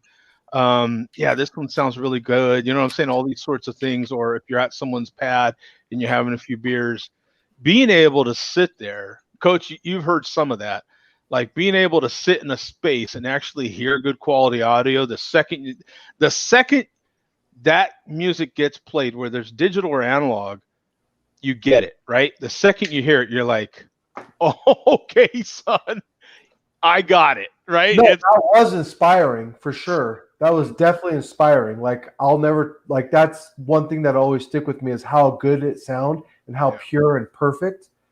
But I remember you and Mark talking about some guys would drop 6 digits on some of this crap, and I'm like, holy cow, man! Like, I'd rather just own a home. I'm good with a home. We are in like below single A as far as what people will spend on this stuff. That's crazy, man. Yeah. You guys have, to my knowledge, decent stuff. I don't know. So It's budget gear. Yeah, budget. Well, I wouldn't say budget. It's expensive for what most people would do, but in the audiophile world, it's budget. It's low rent stuff. Oh yeah. Oh yeah, yeah. How can it possibly get better? On a pair of speakers. Yeah. This is one of those instances where you don't know what you're missing till you hear it, and the minute you hear it, you just can't get it out. You're like, just like you said, you remember it, Coach. You remember that sound, and you don't know. You think you're good, and then you hear something else, and you're like, "F me, I'm screwed." Damn it! No, I mean, both Joe and I have sat in a room and listened to a $500,000 system. How was that? Were you guys in the sweet spot? Oh yeah, $1 million. listening to literally $500,000 at least of equipment, and just blow your mind stuff. But the reality is, neither of us will have a $500,000 system. So as good as you can to get as close as you can to that with whatever budget you have. And you can get, the reality is you can get 95% of the way there without spending anywhere near, Another analogy I can give you, Coach, it's a lot like gas mileage, right? Like if you've already got a car, okay, you were in a car that's like mine, you're in a vehicle like mine. I'm lucky to get 19 miles per gallon, okay? But if you were to, like, you know what, you're looking for a car that's getting better gas mileage. So you know, there's cars that 55 miles per gallon, all right? And you're like, Prius. But if you're like, I don't necessarily need to go that extreme, 35, 40 miles per gallon is good enough for me. And so that's what you shoot for, because and you end up right there. Or if you've already got a vehicle that does 35 to 40 miles a gallon, the cost difference to get you to that 55 it's not going to be, the gain of that isn't high enough for you to even worry about it, right? You're like, screw that. I'm not, it's just not worth it. And that's the same thing with audio. That last 10 to 5% difference in our systems is, not really worth it. The real sweet spot in audio is kind of where we're at. Like, it's aspirational, man. You're going to have to save your money to get some of this equipment. So you got to be good with your finances. You got to be good with saving money. And then when you get there, purchase it, baby. And then when you get it, it's on, son. You're like, oh my God. You know what I'm saying? It's just, hell yeah. So it's one of those things. It's like, okay, you can't, well, some people can, they got it like that. But, taking your whole family of 4 on a trip to Disney World every year isn't something that most people can do. Yeah. Right? So you save up. You save up for that big trip that's going to cost you between $5,000 to $10,000, right? Or some people get a little lucky here and there, and honestly, it's what people do. But they take these trips, and that's what they cost, man. It costs real money. You know what I'm saying? They'll spend $5,000 to $10,000 on these vacations, and those are one-time things, and people don't think nothing about it. And that all you've got at the end of the day is a bunch of digital pictures in your low-quality phone, right? At the end of the day, and you spent $5,000 to $10,000, and you're still stuck for some people with that second mortgage or whatever it was that took to get you there. Right? Versus buying something else like a high-end piece of audio equipment that you'll have for 20, 30 years, man, or if even more, like if taken care of, and still hear a sweet sound. I mean, yeah. Does Ruben have vinyl? Yeah, I do. I'll show you my setup here. Yeah, man, let's check it out. Absolutely. I don't know how I can flip my camera because it's on my cell phone right now, but I have a. Can you see that? A Project turntable. Yeah, Project. The audio system, and then I have a Cambridge Audio amp and preamp. Sweet. Yeah. Very Yeah. nice. And then with Tannoy bass speakers. Yeah. That's a solid system. Yeah. That'll produce some good sound. A nice and And a my nice, record's are in another room. So nice rack too, baby. Yeah, absolutely. Yeah, Yeah. that matters as well. Like a nice equipment rack. All these sort of things matter with audio, with 2-channel audio. All these things matter. I'm just getting into it though. So I'm not totally nerded out yet, but my boss upgraded to my old boss upgraded to like a $35,000 system. So he's a director of global manufacturing and all that good shit. So he makes a lot of money, but he sold me his old system because he was going to keep it. But he said if it goes to a good home, he'll sell his old system, which is probably a couple $1,000s. No, that's He gave it to me for like $400. So And so what's your impressions, man? What do you think? I love it. all that matters. Like where I sit right now, I'm in my recliner like straight ahead of me. So like the way the sound comes, when it kind of V's across me, it sounds incredible. Yeah. So It is. There's nothing like good quality 2-channel audio, right? Right, Ruben? Like it's just. I geek out on all of it. I'm fortunate enough to have 3 different systems, and I work on all 3 of them. Like, well, mostly 2 of them really, but my other listening area is pretty much set. I don't really mess with it too much. But my home theater and my other listening area, I definitely work on those a lot. I'm constantly trying to upgrade them, trying to tweak them a little bit here and there. It's a lot of fun, man. It's great. Yeah. I think it's interesting too. A lot of people get back into it as like a nostalgia thing. I remember, people when they were a kid, they listened to it. But for me, it's totally different. I never grew up with records, right? Mm-hmm. I'm 27, so Right. I had CDs growing up. Mm-hmm. And for me, it's a different sound than I've ever heard before, even though it's better quality and all that. I get that. But I like the ruggedness sometimes that comes with vinyl that you don't ever hear in a streaming system. Yeah. And a lot of times you're like splitting hairs, but I get into that kind of stuff. I get into the nitty gritty of languages and beer and tea and culinary cuisine and all that good stuff. So it just kind of like feeds my obsession personality. Like we were talking about earlier, right, Mark? We were talking about, personalities. Like if it suits that, geekiness, that geek side of your personality, then, and it goes with beer anyway. You're having a beer. Do you have your sound effects up, Joe? Huh? Do you have your sound effects up? Yeah. What do you want to hear? Wah, wah, wah. This is my extent to the old JBL. Yeah. There it is, boys. That's what we do. Yeah, I have one of those too. And I do too. I listen to the slightly bigger one. I have the Jam. I think it's the Jam Pro or the JBL. It's the just slightly bigger one than that. And it's loud. I love this thing. Yeah, that's what all day when I'm delivering. That's what I'm listening to. Really?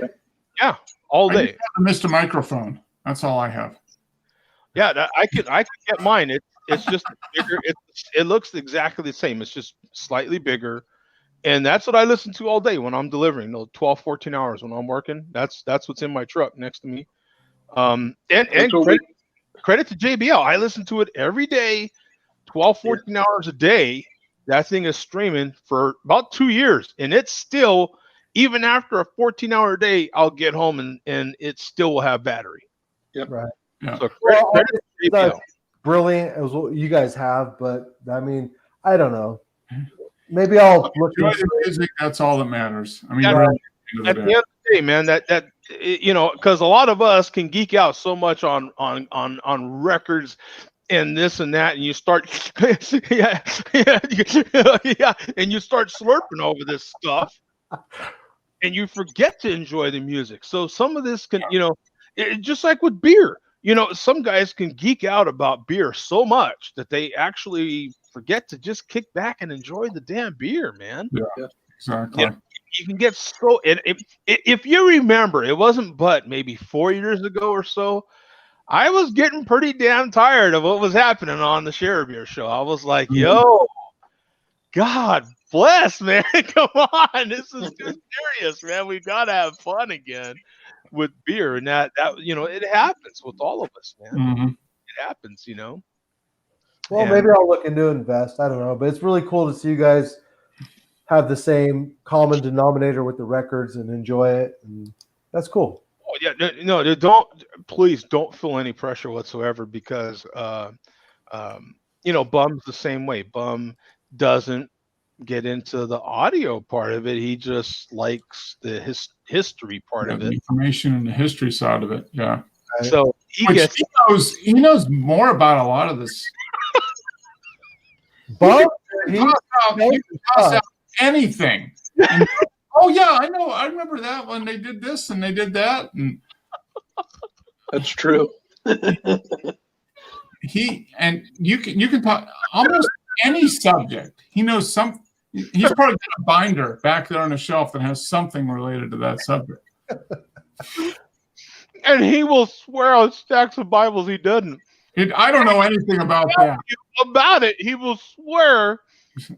No. This is just some little random memory. It's not a big deal. And you're like, that's what we're talking about, you know? But yeah, I don't really know anything. But here's a story. Yeah. He 10 minutes later, he's like, and that's all I know about it. Poor Bum. No, not poor Bum. He's beautiful, man. That's what makes him him. He's absolutely treasured. Absolutely, yeah. Because Martin nailed it. Yeah, he's exactly right. 10, 15 minutes later, he's like, yeah, that's all I got. You know, I mean, you know. Not much. I don't know much about him. I don't know much about him at all. Well, I guess poor Bum in the realm that maybe he doesn't even know. Maybe he thinks it's minute, but it's really more than we all know.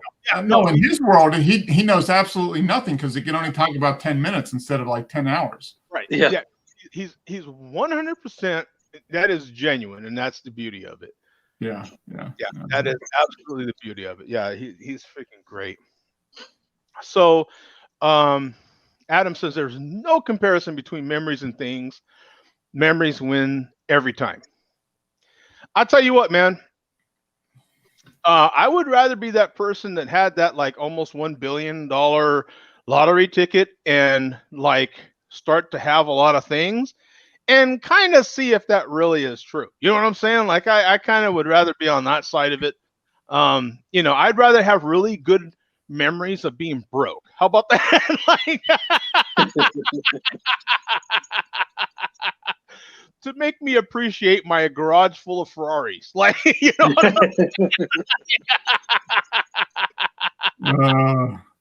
I wouldn't value all my Ferraris, you know, one for every day of the week if I did not have them. You know what I'm saying? Like, you know, this I can remember the days when I had my old Chevy, and see, there it is over there. My old Chevy is sitting at the end of the garage over there. I still keep it for nostalgic. You know what I'm saying? But over here, I've got my whole lineup of new Chevys. You see them things? Yeah, them things are beautiful, man. That one's lifted 10 inches. That one's lifted 6 inches. That one's lifted 4 inches. You see that? That's kind of cool.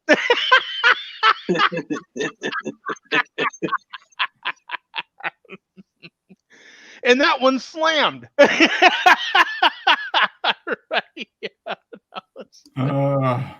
Yeah, I'd rather have, you know, those kind of memories, you know, right? The memories, you know, pre-lottery ticket and post-lottery ticket. Those are, you know, yeah.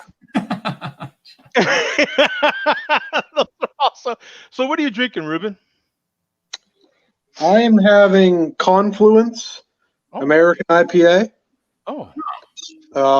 It's a collaboration between East Branch Brewing and New Trail Brewing. This is it's a local brewery that New Trail is. I've had them quite a bit on the show, but they released this expedition pack. There were 4 collaborations, so This one's an American IPA. They have a hoppy Pilsner, double New England IPA, and then an Imperial Stout in the pack. So, Is this from Allagash, you said? no, East Branch Brewing and New Trail Brewing. Okay. Confluence. Yeah, I found a Confluence, but it was from Allagash. So this is from. It just came out, I think, like yesterday or the day before, so it might not even be on yet. Oh wow. Okay. Oh, okay. Very new one. Yeah. Yeah. Yeah, if you look up New Trail Confluence, it shows up. Ah, here it is. NEW. Yeah. I got it now. Yeah. So you've got 49 total, 49 in the last 30. Just out. Yep. As 0.3%, no IBUs rated, and a 4.2. So it's already getting some high ratings on it. Let's get a better photo of this one here. Oh yeah, look at that. It's a good one. Very solid. Very, very solid. Absolutely. So pretty good session, IPA. Yeah, it's actually really nice. It's not trying to be New England in any fashion. It's just a good juicy West Coast IPA. Mm-hmm. What do you think, Ruben? Are we starting to get away maybe a little bit from the New England style now, the latest big trend in beer? I don't know. I like the New England styles, but I think that bubble is going to burst soon. It'll be on to the next thing soon. What you see a lot of breweries going back to like making Pilsners and things of that nature, which is kind of fun. Mm-hmm. It's not like a huge burst of flavor. You get to appreciate subtleties again.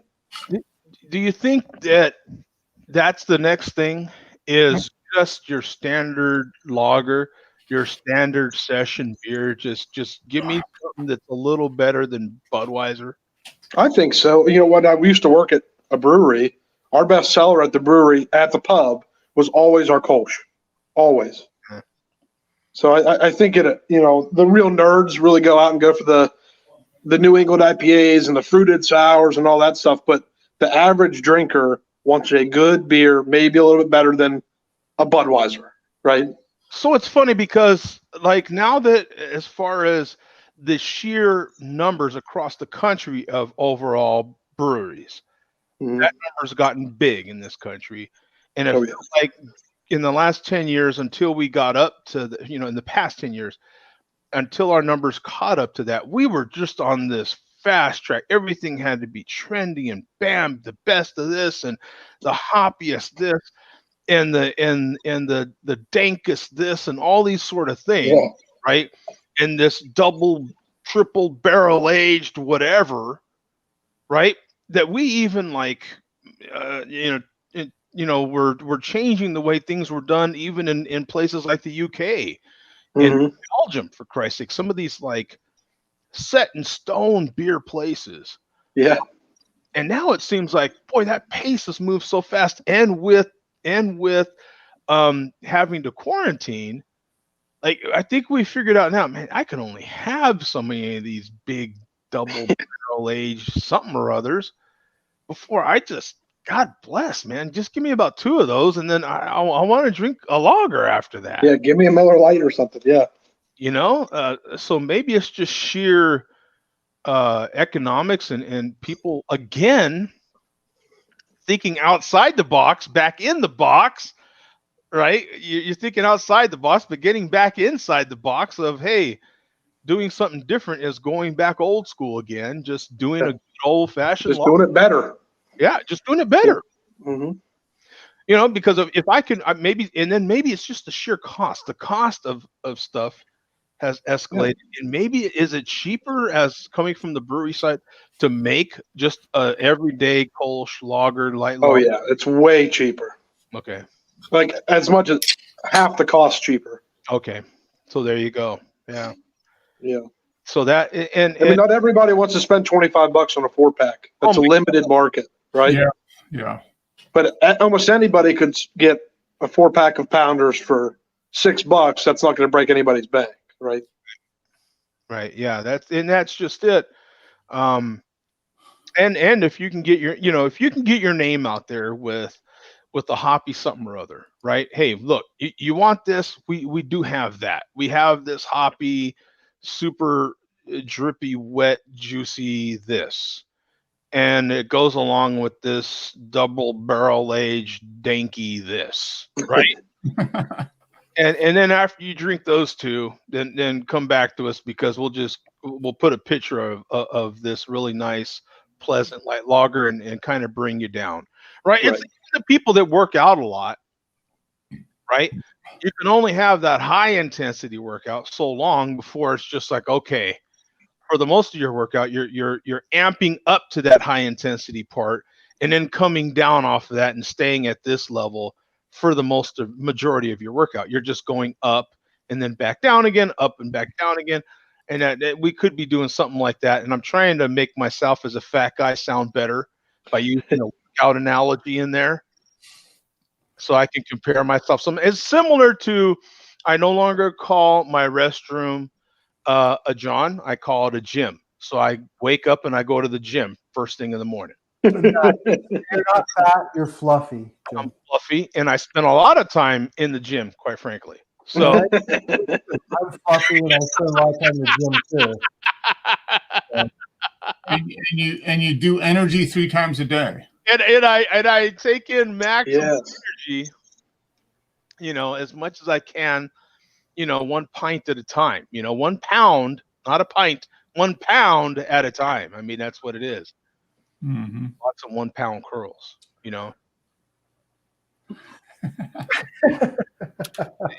I think that analogy works, quite frankly, So I've got one more before we close out here. I've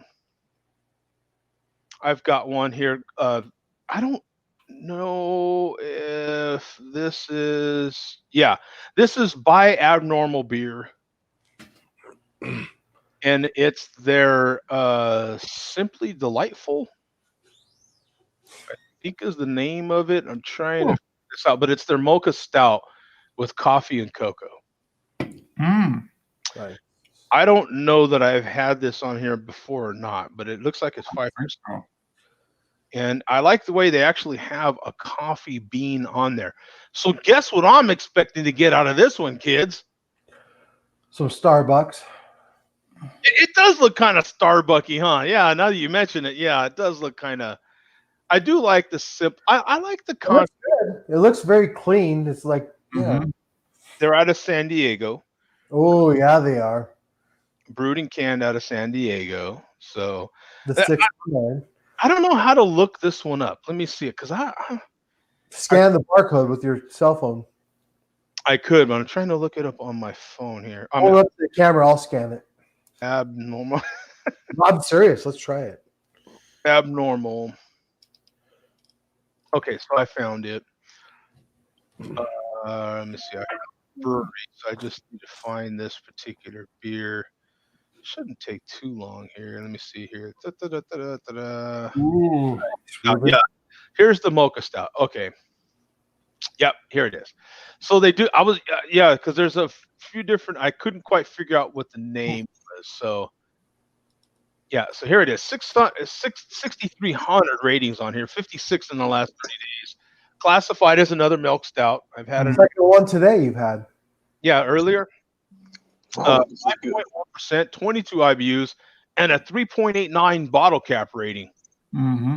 This luscious year-round coffee stout is made in collaboration with a local San Diego coffee roaster, Mostra Coffee. We then add a healthy dose of cocoa nibs, creating velvety chocolate notes that complement the subtle roastiness from dark malts and coffee beans. Drink with breakfast or as a dessert. Mocha stout is what coffee drinkers crave. I love it. So the interesting thing, Joe, is your last milk stout was 23 IBUs, so it's about the same as this one, but it's 2% ABV higher. So it's interesting to see which one you like better. Yeah, the other one was different, and this one's a little warmer. So this one's a little closer to room temperature. Yeah, we'll see. And this one's a much smaller can. This is a proper 12-ounce can. 12-ounce can, yeah. And 12 ounce for those of us across the pond is 355 milliliters. So here we go, man. Cracking this one open. Oh! Nope. What's There was smoke after you. Yeah. Okay, going straight in. Oh, there's like a little bit of a reddish hue Yeah, it looks pink. on that one. Do you see? Yeah, she does, Ruben. They're all pink on the inside. It always works, baby. Hell yeah. I love it. Love it. Yeah, it's a little bit of a reddish hue on this one. You can kind of see the reddish tinge, maybe. Yeah, you know what? It smells very similar. I still even have some of that other one here. They smell very similar. Man, almost to the point where if I blind taste testing this, I'd have to be a, what do you call those people? Sommelier. Sommelier. Yeah, I'd have to be a sommelier to figure that. What the hell is that? Like a wine connoisseur? A beer. Yeah. Sommelier. Wine, yeah. You have wine. Cicerone is beer. Cicerone. Okay, thank you. Thank you. Yep. Cicerone's the same thing, but for beer. Yep. Yep. They are beer experts, man. And a sommelier is. I just saw an interesting show, that glass blowing show on Netflix, and one of the episodes they had a sommelier on there because they were supposed to be blowing glassware, and so they had a sommelier on there to evaluate the glass. Mm. 3-finger head so far. Okay. Mm-hmm. You can see the little bit of a reddish brown in that. Oh, it just smells lovely. The cocoa you're getting in the nose is a very So similar. that's going to be not as strong for sure. There's no way. Oh, Yeah. nice thinner body. It has a much thinner body than the other stout, the other milk stout. This one, I guess it is just, they're pretty thin. Stouts aren't really super thick, huh, Ruben? What's your experience with the? It depends on what style stout. I think like an imperial stout's pretty darn thick, like an old Rasputin or something. Yeah. But a milk stout, by definition, shouldn't be that thick, right? It has more of a silky kind of mouthfeel. Yeah. Sweet, right? Yep. Yeah. This is very similar to this one, man. I know I shouldn't be back to back, but Yes, you should. That's great. Double fisted. Yeah. It's like two lesbians in your corner. I love it. they are very similar. God, they're so similar. You can tell them apart. I think this one's it has a different chocolate note to it, and the coffee note isn't as much like coffee beans as this 35K was. The 35K is the other one I had. This is from Against the Grain, yeah, in Kentucky. Both are solid. Both are really good.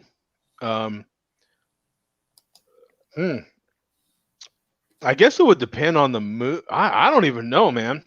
Maybe it would get down to pure cost, possibly, and availability on which one I would drink. But again, would I drink more than 2 of either one of these? No. I'm gonna want to drink, one of those, 2 of those, and then get right back to this bad boy. Why wouldn't you drink more than 2? I just would get. And I'm not the type to get tired of something real quick as far as food.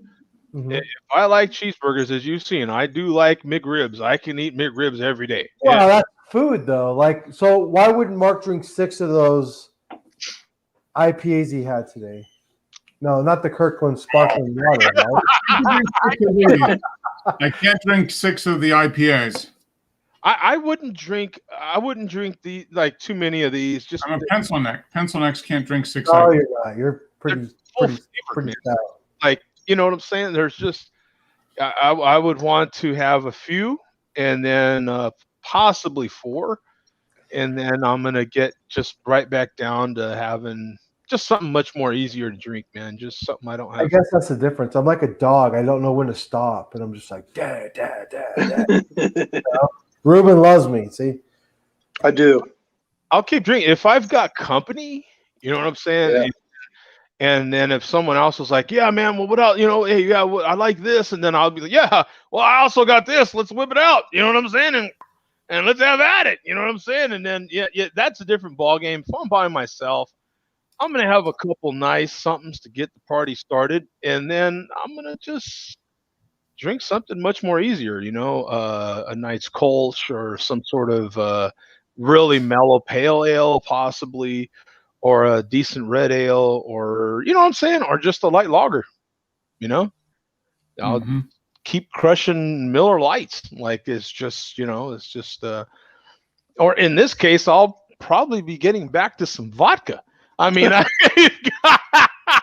got this big, this gigantic. Look at that. There's still vodka at the top of that net. I think he just got to start chugging. he's got to be joking. I won't try this delicious beer, but what I will do is up the game 100%. Yeah. Yeah, and then tell my in-laws how I really feel. So. Yeah, I'm not. I get too practical about certain things. Like I will drink a certain amount of beers, and then I just, quite frankly, anymore just get tired of pissing, man. I get tired of going to the damn bathroom, so I'm gonna switch to liquor at some point. You know what I'm saying? I'm gonna switch to whiskey, like this bottle, or I'm gonna switch to, you know, possibly a good spice rum like this bottle. See, Ruben, the part you missed at the beginning of the show, I got Costco liquor delivered. It's freaking great. That's when awesome. you can get Costco liquor delivered to you, dude, I'm all over that. I am all over that. If Tim was here, I could manipulate him into drinking that, and he'd just be like, yeah, you're right. No. Have you seen those guys on YouTube crack those open and drink those bad boys, man? It's like, I don't know how they don't die. I don't either. Yeah. I mean, I can drink a lot. I'm a big boy, but if I drank a whole bottle of liquor in 2 minutes, I'd be in the hospital. Yeah. Yeah. That's just not a good thing. Yeah, the fact that they can do it's probably the bigger problem. So Adam says it's both a beer sommelier and cicerone, depends on what company certifies you. And Chad says last night I had a barley wine ale with 10% ABV. Yeah. That's kind of a lower ABV barley wine too, isn't it? Like, aren't they kind of 9 to like 15, 17%? Yeah. That's on the lower end of the scale. If Jody has company, he is whipping it out. Hey, well, you know, it needs air, is all I'm saying, you know? Joe, I love potato vodka. Yeah, hey, I just then Chad, come to Idaho. You'll love it up here. Yeah. I just happen to like vodka. It's this is actually, I think they modeled this after a French vodka. Yeah, it is. Costco has 2 vodkas, and this is their higher end vodka, I suppose, and this one's their French vodka. The other vodka, I guess, would just be a basic American vodka. Is that right, Mark, or what would it be? Yeah, I don't know what. I guess a French vodka has some spices added to it. Usually, I don't have any. You're telling the wrong guy. They might have some like grape distillates in it or something. Yeah. I don't know. I'm not a vodka guy, so I don't know. Drink it and tell us what you think. Vodka, the ideal vodka is supposed to be no taste. No taste. That's right. What vodka is supposed to Wasn't have. it supposed to be like charcoal filtered or some shit? Or am I way off? I mean, distilled? It's supposed to really be distilled so that there's no flavor. Yeah, whiskey is sometimes charcoal filtered. Yeah, it's distilled, so it's like, but yeah, each one of these bottles for $20. Are you kidding me? Are they 1.75 liters? Yes, sir. Holy shit! Yeah. The Costco value right there. Pennsylvania liquor is so expensive that probably costs you $50. No, it would. No, honestly, it $50 for the brand name. Yeah. But Easy for the brand name. Yeah. the Kirkland is easily comparable to whatever brand that you want. So like this particular one is Costco's, and I reviewed this many years ago. The Canadian, Yeah, I remember. This is their answer to Crown Royal, and to me, it's better than Crown, if you ask me. And especially when you start putting in per ounce, Right. and the value is just obvious. I mean, Yeah, Crown Royal 5th here is like $30. Yeah. Okay. So for this equivalent, a bottle, a 175, it would be $40 some, somewhere 40 and a half. Right? Somewhere between 42 to 40, $50, somewhere in there. Yeah. This bottle, almost $21. That's awesome. It's awesome. Like that. And when you can get it delivered in like an hour, same day. Yeah. I don't give a damn if that's all I have the membership for. That's the answer, son. That is the answer to all your problems right there. And my family lives in Tucson, as you know, but they have name brand scotch on sale. I'm more of a bourbon guy than scotch. But anyway, if you bought 3 bottles of pretty high-end scotch, they were $50 a piece. So I got one. I split them with my brother, and I got a Lagavulin 116 for $50. Here it's $109 for one bottle. I got it at Costco for $50. Yeah. So I should have bought 3, but then my suitcase weighs too much coming home. They've got their own really good scotch, man. Yeah, my dad drinks it. They have a Kirkland, and it's still. I think that bottle was like $50, if I'm not mistaken. I think it was. But boy, I don't know what the comparison would be for that scotch to be that high at Costco, comparing it to their other liquors. But it's got to be something really good. I mean, knowing Kirkland. That's awesome. Yeah. So, because like the stuff you're getting, you're mixing it anyway. Like it doesn't have to be extremely good. Oh yeah, yeah. I mean, the vodka, I'll be mixing that with something. I mean, I don't drink vodka straight up. And all the other one, the spiced, the rum, I will probably mix, but I do drink, some of that on ice, and I will drink some of the Canadian whiskey. Oh, yeah. Okay. Neat sometimes, but mostly on ice. And then if I do, I'll put just a little Coke in it. You know what I'm saying? Just to kind of take it down a notch. But Canadian whiskey is so smooth anyway that it doesn't necessarily, but and then to top it off, I got this nice bottle of sangria here. Oh God. That's good stuff, man. I'm telling you. I'll take your word for it. Good sangria. No, Ruben, I'm telling you, it's really good. And the eggnog from Costco is really good. So they don't sell liquor in our grocery stores in Pennsylvania. Yeah. Oh, I have no hope. State stores only. Yeah. State stores only. Well, you Ruben, you can move. So yeah, exactly. Just priorities. Yeah, Ruben has moved. He's lived in a few places. Yeah. So he knows the deal. Costco isn't in my area. Closest one probably at least an hour away. Yeah, but Chad works in a grocery store, so he's probably getting good deals. Some stuff is, oh man, damn, that's damaged. Damn it. There's a chip out of that bottle. That one's mislabeled. Oh man, can't sell. Yeah, we don't want to get that out. Nope. Yeah, Got it. He says, party at Joe's. Yeah. There's, there is. Yeah, there is absolutely. Hey, we're out of here, guys. Thank you so much, man.